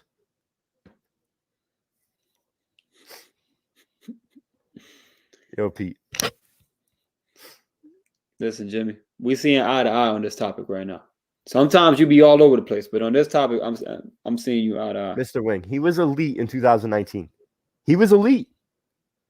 Like the same shit that was happening in Houston with Deshaun last year, the same exact thing was happening in 2019. The only difference is Carson was winning games. And he had no receivers. I really think that we coddled the players that won the Super Bowl that year. I just think we coddled them way too much. I mean, yeah, they won the Super Bowl, but then they turned soft after that. They turned soft. Don't get me started on Alshon. Mr. Wing, how wasn't he elite in 2019? It was like literally the numbers say he was elite. If you actually watch the games over again, your eyes will show you that he was elite. If you legitimately, I just gave you four games off the top of my head where games were lost because A, you either lost the shootout to the Dolphins who were rebuilding, or B, you had players drop touchdowns in fourth quarters. Facts. And he carried us in my opinion, he carried us to the playoffs that year. Carried us. And your offensive line did too. I mean, that was the last year our offensive line was fully healthy. And we're in jeopardy right now. I mean, whatever's going on with Brandon Brooks, it's been every year with him getting injured. So that's not getting much better. And back to my point where I was saying before, Ertz, Jeffrey, some of the guys on the offensive line, like they've been coddled after winning that Super Bowl, and and now they're scared to play against competition. Like what is that? They coddled all the wrong guys. Jimmy, I just randomly this point just came up to me, and I don't know why I never used these in arguments for Carson.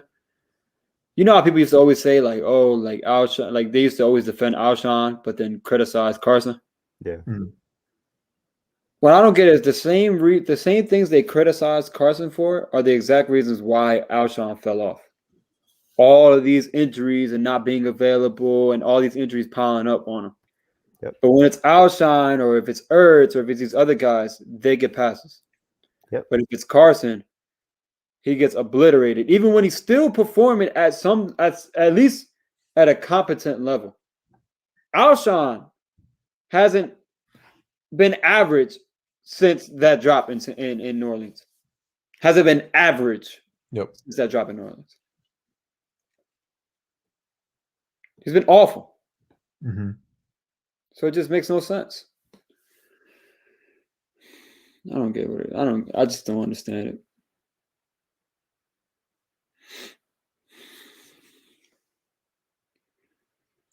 Oh, I guess it's just us now.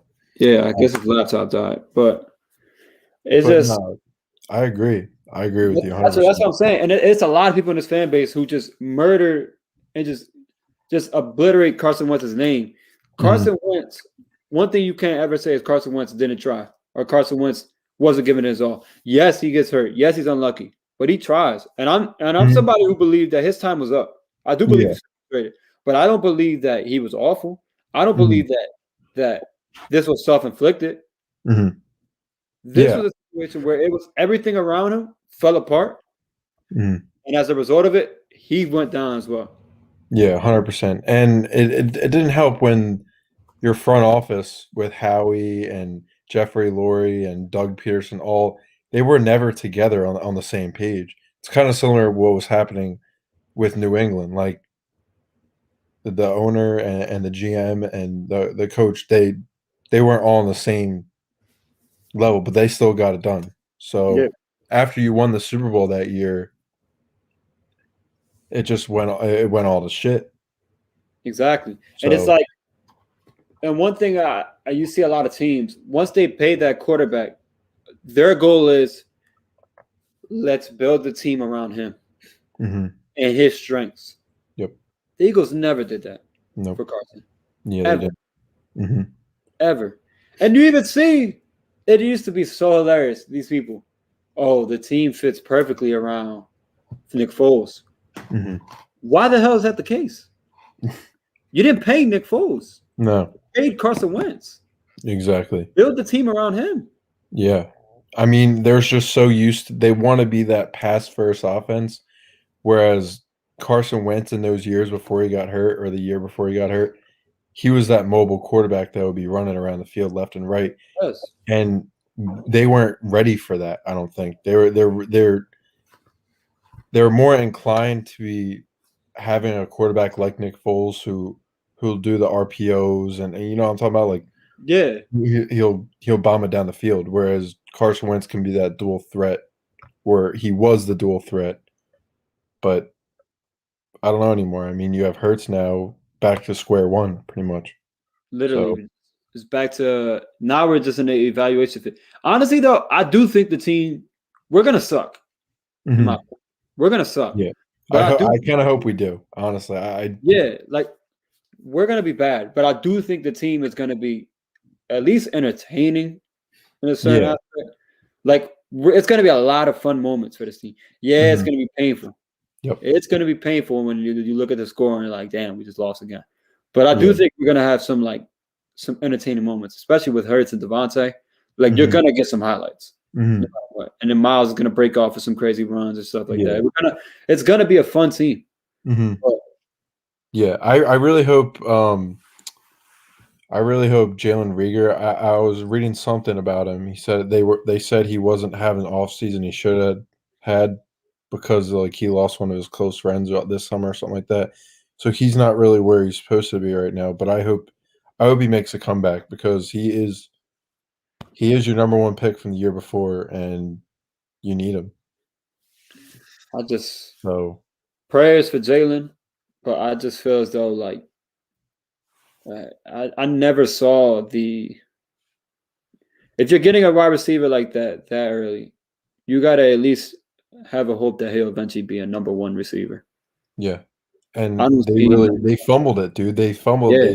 They didn't pick the guy again. I always say it's just like in baseball with a closer. You got to have the stuff. A receiver, sometimes you can just it's something that they do that you're just like, yeah, that guy could be a number one. Never that I look at Jalen Reagor and say this guy's going to be my number one of the future. No. Nope. Ever. No. Hell, even a number two. Honestly. I just don't think he has the capability for it. And it just sucks because you got Justin Jefferson. He falls right into your lap. Yep. And he's the consensus pick. But the Eagles always want to do something extra. They're trying to be the smartest in the room. And smart asses, man. They want to outsmart everybody. Oh, they said we should get him. No, watch what we got for them. We got this for them. No, it's all Philadelphia sports when you look at it. Yeah, exactly. Take him. Yep. He's right there. The whole Sean Bradley incident, the whole incident where didn't we draft like a fireman in like 2010 or something like that? But all that bullshit, like they all act like they're the smartest in the room, but in reality, there's some shitty drafts like that Phillies had in the last decade. So I see Benny's Nation commented, bigger question, if they hit on Jalen, do they take Smith the next year? Well, take Smith this year. I think if you have a Carson Wentz and Justin Jefferson combination on offense with Miles Sanders, that season ends up way different because Carson Wentz actually has a weapon that he can rely on throughout the season. Because I think Yep. people forget that Rager wasn't there half the season, more than half the season. Yep. So the team would be a whole lot better offensively with Justin Jefferson. Way more continuity with Justin Jefferson because he's there. He was there every game of the season, pulling up numbers for the Vikings. Yeah. And I feel as though that we just looked at the speed of Jalen Reagor more than anything else. Like, he's not the strongest guy. He can jump, but he's not a bigger guy than Jefferson was. And I thought we would have learned that from when we drafted Ortega-Whiteside over DK Metcalf. Like, you want to be the smartest in the room, but that was literally the most stupid things I've ever seen. We drafted him before getting DK and even Terry McLaurin, bro. And it's funny because I saw a video, and it was the Vikings like draft room with their GMs and owners, and they were laughing after They're probably like, are they serious? Did they really just? They were probably like, damn, who else can we get? They're probably looking at all these different names, like, oh man, freaking Eagles are gonna take Jefferson. It's over. And then when they heard that name, they probably heard the J and say, just Jalen Rick. Who? Jalen Rick. Oh, call Justin right now. Call him. Yeah. They called him up right after. It took like a minute for them to draft him. So I just think it's been the epitome, really, of the every single sports the Phillies ever been, the Philly, not Phillies, but Phillies ever been through. I mean, even with the Phillies, Mickey Moniak, what the hell happened to him? He was the first damn pick. Even the deadline. Look at the deadline. We're getting Chris Bryant. I never believed any of that shit. Zero. I wanted the Phillies to be sellers, and look what happened. McCutcheon's to the IL. He's hurt his knee from last time. Oh, he's back. Look who's back. My Wi-Fi was not agreeing with my Carson Wentz take, I guess. Wi-Fi gate. We held it down for you. Wi-Fi gate. Yeah, I think we were just praising Carson. I think Evan's burner was like trying to like disturb the peace in my like system or something. We were just wires in the backyard. I'm not gonna lie, Jimmy. The talk was real unbiased, real straightforward. It was a nice conversation without you here. Yeah.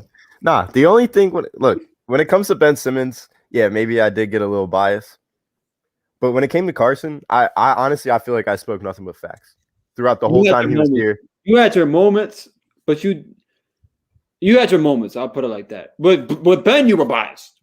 But with Carson, you had your moments. That's what I'll say. I'm just saying. I thought I always kept it. I think I still always do keep it real with Carson. Like, if you just look at pure game, if you look at the pure game, pure talent, pure ability, Carson is light years above Jalen. It's not even close. Now, if you want to question toughness or heart, yeah, maybe Jalen has that on him. But when it comes to winning football games, I think Carson's going to be winning more football games come the end of his career. It's just me. I mean, if he's put around the right system, yeah. But how the Eagles systems ran right now, Carson Wentz wouldn't have really done anything better. I mean, you did still have Howie. You still had. But he's going to the same system that Sirianni just came from. I know, so but it's a better system. You have identical systems. It's just a better system right now. Like, there's better coaching. Jonathan Taylor is going to be more productive for the Colts than Miles Sanders is going to be for the Eagles. Their defense, it's not even close between the two teams. I think our defense, it's obviously not going to be better than the Colts, but I think our defense has the potential to be a top 10 defense. Now, do you guys think that the Colts have a way better offensive line than we do right now when healthy? Do you think it's close? I think it's not a blowout. It's not a blowout, but it's better. I mean, they do have Quentin Nelson and a few other dudes on the line that have been there. But thanks for the $2, Steagles. Yeah, I could ride with that. We appreciate that. Love the YouTube logo as well. How Philly sports just always try to outsmart everyone else, and then they end up just screwing everything up. And how they were like, oh yeah, they're gonna be big buyers at the deadline. They're like, oh, when Chris Bryant was still available, they're like, oh, we're getting Chris Bryant. We just added Gibson and Kennedy. Now all we need is that bat. We're getting Chris. Hey, Jimmy, you were one of them. Yeah, you were one of them. Jimmy, I told you, man.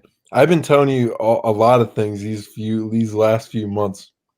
A lot of people love to say they told me so. Almost year and a half we've been doing this podcast. I told you a lot of things that end up being true. A lot of people love to say they told me so, and it all starts with Evan and all of his burner accounts. and they went from Chris Bryant to Freddie Galvis. Freddie Galvis. Freddie. Yeah. Yes, sir. I love some Freddie accountability. Galvis. Some accountability will be Bro, let's be real though. Is Freddie taking DD's spot? For sure. Like dead ass, like every day. Freddie's gonna be the starting shortstop. Yeah, you know what's gonna happen? No, they move Freddie to center field. No way. They're gonna move Freddie to center field. They're gonna have DD staying at shortstop. Freddie plays center field? Nope. Doesn't matter. He's better than any other center fielder. Nah, if they want to be realistic, they could put Bohm at first, put Reese back in left, put McCutcheon in right, Bryce in center, and then you got DD at third, Freddie at short, Gene at second. Or try and move Gene back to third, put Freddie at second and DD at short. And then Bohm's just not playing? No, Bohm at first, DD short, Gene third, Freddie at second. Hoskins left, Harper center, McCutcheon right. Could do that too. But like I would love that. Freddie Galvis shouldn't start over Didi Gregorius. No. I mean, Didi's bat has 8 home runs when he's supposed to be. That's literally the only thing he's supposed to be doing is hitting home runs to right field. He's batting what 205. Freddie's batting 246, 12 home runs, and plays way, way, way better defense than what Didi does. Yeah, I just feel as though it's a valid argument. I feel like Didi has more potential in his bat than Freddie does. Freddie's also a switch hitter too. Yeah, so I mean, you can always platoon it. You can always do a platoon situation with Freddie, especially since he's somebody that's not like somebody that has a huge ego or something like that needs to play every day. Yeah, I mean, I like the idea though of putting Reese back in the outfield because then you get significantly like you quickly get better defense on the infield if you do that move. And you get a more reliable bat in the lineup in Freddie as opposed to Odubel. Odubel can be a platoon player.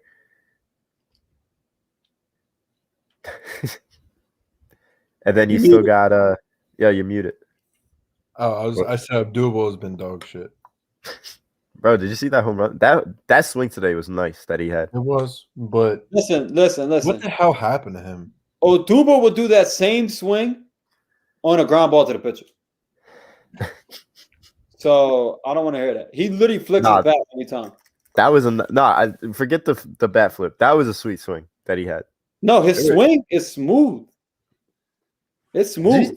Did you see the swing, but the single that he had before the home run? Literally looked like he teed it off of a golf tee. Like it looked like he just drove it. Mm-hmm. It was actually incredible. Yeah.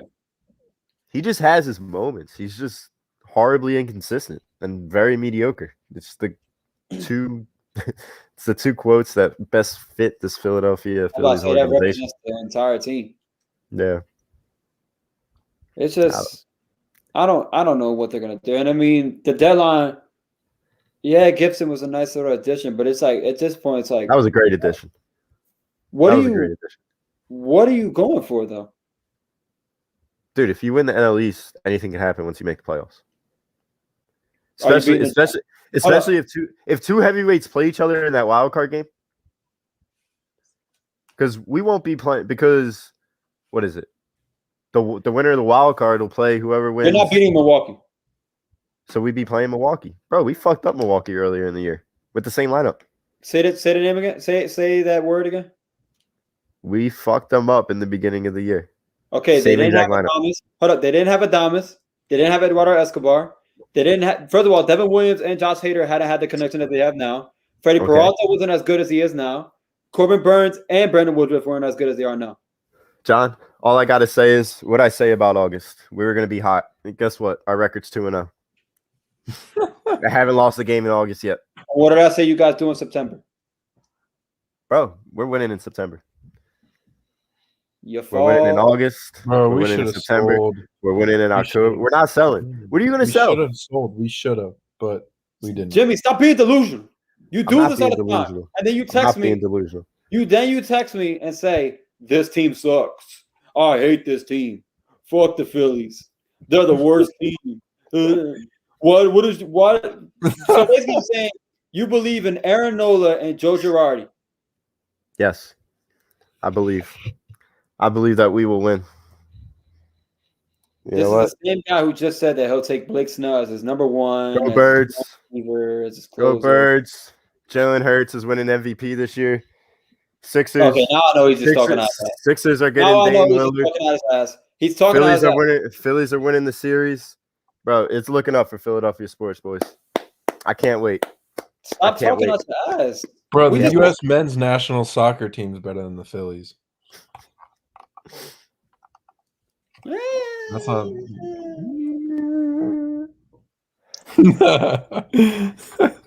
Questionable. Nah, but Jimmy, you need to relax. You need to relax. Put it down, Jimmy. Too much hate. Too much hate in your voice. You got to stop hating. Jalen Hurts is the quarterback. Listen. Carson Wentz is not the quarterback anymore. John, let it go. This man's Let on it go. one. This man is on one. Let it go. I could tell he's talking out his ass because this man literally. This man just changed locations too. I needed to move to the Charger. I'm sorry. I was at 5%. Oh gosh. This man flipping and DK flopping. and Justin. Wow. You're flipping and flopping right now, Jimmy. I don't like the tone of your voice. Bro, I'm just the city, just the Philly sports scene in general, it just puts me on edge sometimes, dude. Like I don't know what to do. Like there's just so much to talk about. And there's just so much polarizing figures in this city between all of the young stars that we try and develop. And then shit just always hits the fan. And I don't understand why it always happens to us. I'm still trying to like figure out why Carson Wentz does what he has to do. I still don't understand why Ben Simmons can't figure it out. I still don't understand why Spencer Howard was our number one prospect and couldn't make it out of the third inning. Like, why does all of this happen to us? Why do the Flyers make the playoffs? At Santa, dude. Oh my You know what's God, hilarious? snowballs at Santa. You know what's hilarious? Today, when I came upstairs and Nerys was pitching in the fifth inning, and my brother, he didn't know who Kyle Gibson got traded for. So I'm like, what the hell is Nerys doing pitching in the fifth inning? He was like, oh, you know, probably Spencer Howard was starting. I was like, oh, shit. I was like, bro, he got traded. Bro, he got traded. He was like, oh, I'm surprised because he never gets past the fourth inning. Why did Girardi take out Suarez? I don't know. Dude, I think it's analytics. Is this guy looking that an at analytical analytics or decision? something? Was he doing all this analytical bullshit in New York? It may have been. He wasn't doing all this. He wasn't doing all this. I'll tell you that right now. Is it because you guys had a God You know what he's doing? He's relying on. He is. I bet you money. He's relying on analytics because he cannot get carried by a loaded team anymore. We didn't have a God squad in his last few years in New York, though. Bro, your bullpen was insane. No. The year before we got Stan, I mean, the year we got Stan, no, the year before we got Stan, as a matter of fact, when we played the Astros, we didn't have the God squad. First of all, we were literally down 2-0 to the Indians in a best of 5 series, and everyone was saying we were going to eliminate it. And then we won that series. Yeah, we won 3 straight. That's what I'm saying. They didn't have a God squad that year. And then they went down 2-0 to the Houston Astros, won the next 3 games in New York, but then had to go back to Houston where they was on that banging the trash cans, That was the Altuve walk-off, right? Wires. That was the year where they won. Each game they won in Houston, they won by like 1 run. No, what was the Altuve walk-off? Wasn't that Altuve against the walk-off Yankees? The Dubé walk-off was 2 years later. Oh, That was okay. 2019. 2017 was the year where With it the was, trash cans. the trash cans. So from what I'm hearing right now is the Yankees should have been champions, but that's and they didn't have a God squad, and that's why I don't understand why Girardi got fired after that series. All I'm saying, Phillies fans, when their we team don't see sucks, it's the coach. But then give Gabe Kapler, Brandon Crawford, Buster Posey, and Evan Longoria. See what he does with them. It's fascinating. It's absolutely fascinating. While Girardi's going to lead this team, go to another franchise that at least has some type of brain, at least has some type of direction. Even though the Giants didn't even have a direction. The Giants literally didn't have a direction. They got Kapler as a placeholder, and Kapler literally took that job. Had them a game away of making the playoffs last year until they lost to the Padres, which, I mean, that ain't that bad, losing the last series to the Padres. It's not like you lost to a Rays team who literally put out a bunch of bench players and tried to lose on purpose and still beat the Phillies in that final series. The Giants literally are the 1 seed in all of baseball with Gabe Kapler as a coach, with Darren Ruff batting 5th, with Donovan Solano starting, with Brandon Crawford being one of their best hitters, Buster Posey, who literally didn't play last year and was on the back end of his career. Danny Watkins. It's fascinating that Darren Ruff is batting 5th for them right now, and they have the best record in the league. But before we end the show, one last quick segment for the last 10 minutes or so. I got a quick question. Would we rather have Howie Roseman still be our GM, or would we rather have Carson Wentz still be our quarterback? So get Howie out of here. So give me Carson. Because I know a lot of the people that are very critical of Carson all night in the comments. Mr. Wing is the king of that right now. Would you rather have Howie right now as your GM, or would you rather have Carson as your quarterback? Because I know damn well I'm taking Carson as my quarterback. He could be out for the rest of this year. I don't care. Taking Carson as the quarterback over Howie as the GM. How sucks. Thank you, Mr. Wing. Thank you. How about you, Evan? I think you think we're in a good spot? Huh? You don't think we're in a good spot right now? You don't think Howie saved the day this offseason? No, not saved the day, but I mean, I don't really know yet. We'll see with Hurts, but if I can't I saw back in the comments, they wouldn't forgive Howie for drafting over DK, and just like all these stupid draft picks we made over these past few years, I hate it more. That didn't help your franchise quarterback not one bit. No. I mean, dude, I don't hate Carson Wentz. I bought his damn jersey, and I have a football signed by him. Like, I don't hate the guy. Shut up, Jimmy. I hate that face too. I hate that face you make right now. It just you were a hater. You were a hater at one point. I was a critic. You were a hater. No, you could tell a hater by the comments that you send you over Instagram or in the comments. Dude, those are trolls, and that guy is so mad, and it made my day. No, there's a difference between being a troll and a hater. I could definitely tell the difference between a troll and a hater. You definitely were not trolling. You were a hater. You were a hater in 2018. You were. It's okay. You don't have to admit it. Yo, bring up the receipts. I need to see this. Those games, man. Talking to Jimmy during those games. Oh, I can't. He mutes me. He mutes my number. Carson Wentz. You're not the only one that I muted.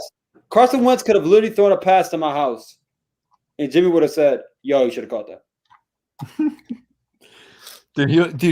I remember like during the season, all I'd see him do is like this past season overthrow Miles Sanders, like throw it over his head, and I just text Jimmy, "What the hell was that?" Like this every time he did it. Like this past season, when I just didn't even want to be on my phone. I wish you could see my cousin Brandon the way he would come at Jimmy. Oh my God. Every time it was a bad pass.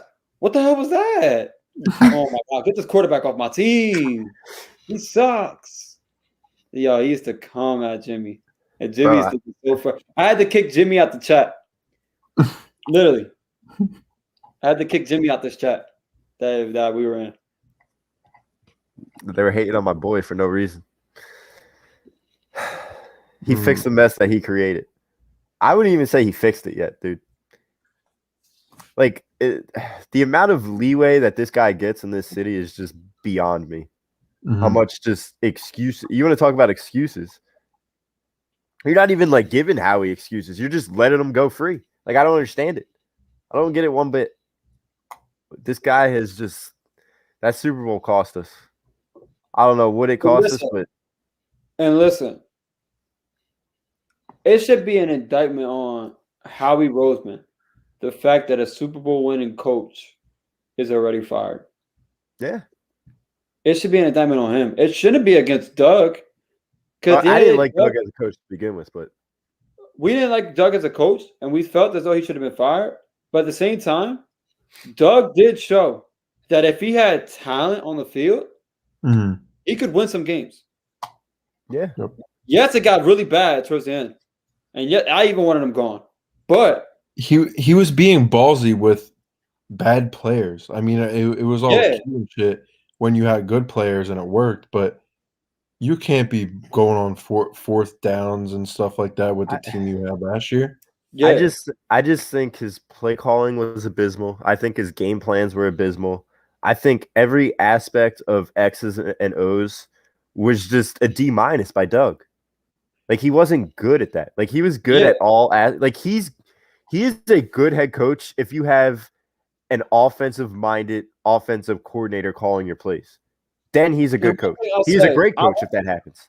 One thing I'll say is 3 of the last 4 years, they've made the playoffs, and in one of those years, they won a ring.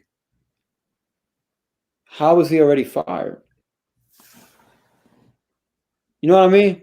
And don't get me wrong, I wanted him gone, but it's like, how does he get fired and Howie's still here? Yeah, I think the right move would have been fire Howie and bring in an offensive coordinator. Yeah. I think that would have been the perfect move.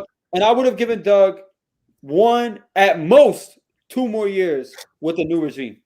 Yeah. But the only issue is with Doug is that he wanted to call his own plays and be the guy who does that. Yeah, Doug was stubborn, but I think the only reason why Doug started to turn stubborn like that was because he saw what was happening in the front office. Yeah, Super Bowl too, everybody in that building was still latched onto that Super Bowl. Like, you look at the fucking banner that they replaced Carson with. It's a picture of Nick Foles holding up the fucking Lombardi Trophy. Like, get over yourself. You won 1 Super Bowl in how many years? Like, we're gonna turn into the Cowboys real quick. I was about to say, it sounded like you were coming at a Cowboys fan right there. No, we're gonna turn into the Cowboys real quick. I'm gonna be honest, bro. I don't know when the hell we're gonna win another ring, bro. Dude, I like Sirianni. I like Sirianni. I like the idea of Sirianni. I like the way he's been coached. It's only so much Sirianni can do when you have such an incompetent front office. That's what I'm trying to tell you. And you have a quarterback that played lackluster at best and was overdrafted and is a project. Like, I have expectations for the Eagles this year. I think with all the veterans they signed to 1-year deals, all the veterans coming back healthy, everybody in the trenches that are going to be healthy, I expect them to win 9 games at least and be in the hunt for a wild card game. I expect it. That's what they promised us 3 years ago, that it was going to be the new norm. You still have the majority of those guys that are coming back healthy. That a lot of these guys are going to be healthy for the first time in a long time. But it's going to come down to the quarterback. It's going to come down to the coach. And if the quarterback doesn't show up, I just say it's too early in this development for them to be able to win 9 games. It's Sirianni's first year as a coach, and it's Jalen Hurts' first year as a starter. Devontae's first year.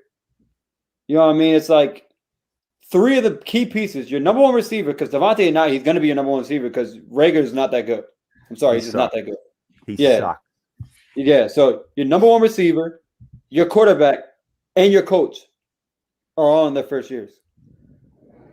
It's hard to really say 9 wins right at the gate. That's why I see at most 7 wins. But glimpses of hope. And I was telling Evan that. I expect them to compete for a wild card. I still think the division is going to be trash, in my opinion. Hell, 7 wins, we might make it. I think there'll be a 9-win team at most. I'm saying at least 9. I would like 10. But it's going to come down to the play of Jalen Hurts. It's going to come down to the play of Jalen Hurts. If Jalen Hurts doesn't show up, we're a 5-win team. If Jalen Hurts shows up, 9 or 10 wins. Like they set this up for you, Jalen. They brought in a head coach that it has a run-first mindset. But you have your you have your offensive line coming back healthy. You have your defensive line coming back healthy. You signed a bunch of 1-year contracts on that defense, and those guys are going to play for contracts. You're going to have a legit defense, top 12, maybe top 10 defense. You're going to have your offensive line. They drafted you, your guy, your number 1 guy, and Devontae Smith.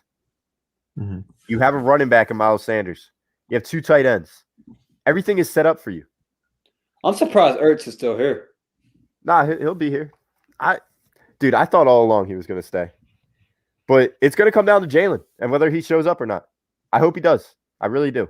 I just think it's real early in this development. Like you even said yourself, he's a project. And I feel as though, his first year with the reins, it's real hard, especially when you got a new coach. It isn't just going to be, we're on the ground, we're moving. And I feel like you're low-key putting these high expectations so that I'm just saying what everybody else is doing. Everybody else is saying that this dude is the second coming of Russell Wilson. Shit all over Jalen. I know you, Jimmy. I'm saying what everybody else in this, like half the fan base is saying about him, that he's going to be the guy. Well, let's see, because if he's the guy, he has stuff around him to succeed. That's all I'm saying. And if he doesn't, I'll keep my mouth shut. I'm not the guy that says, I told you so. I'm not one of those people. I'm not. Because it rarely happens. It rarely happens. Yeah, you really do get it right. So, we'll see what happens. It was a fun show, guys. Yep. And I'm so excited. It's about, 5-6 weeks until week 1? Yep. You ready to drive, Jimmy? You ready to drive? I'm ready for the fantasy leagues. I'm ready for I'm just ready for Eagles football. I'm ready for Monday nights, day after the game, for us to talk about what the fuck happened. Because I know it's going to be a wild ride this season. Because I know if what we're all predicting, if it's 7 wins, if it's 8 wins, if it's 9 wins, it's going to be a fun season to talk about. Hell, if it's fucking 2 wins, it's going to be a fun season to talk about. All I want them is to win. We'd just be talking about the damn draft the whole time. If we win 2 games, we're just going to be talking about who you want to draft. This team is going to be fun, though, I think. I think Sirianni's bringing them. I think the youth in the coaching room and the mixture of veterans and young guys on the roster, it's just going to make it fun. It's going to make it fun to watch. And I think Sirianni's going to bring an element that Doug didn't bring, especially in the last 2 years, because it was just abysmal. Like the mood just wasn't there. I want a ring. I'm here. Yeah. Love y'all. Exactly. So we'll see what happens. I'm excited for the 6 weeks from now. So let's go. It was a fun show. Thanks for having me. Thank you. Man. Yeah. It was a pleasure being here. Always like rocking out with y'all. I appreciate it. Yes, like it up. If you're seeing it still, like it up. If you didn't like it, like it up. And thanks for showing love. Thanks for having me on. Yes, sir. Evan, it's always fun, Evan. Yes, sir. Always fun. See you boys next week. Have a great night, guys. Thank you for joining us. Mr. Wing, you're the best.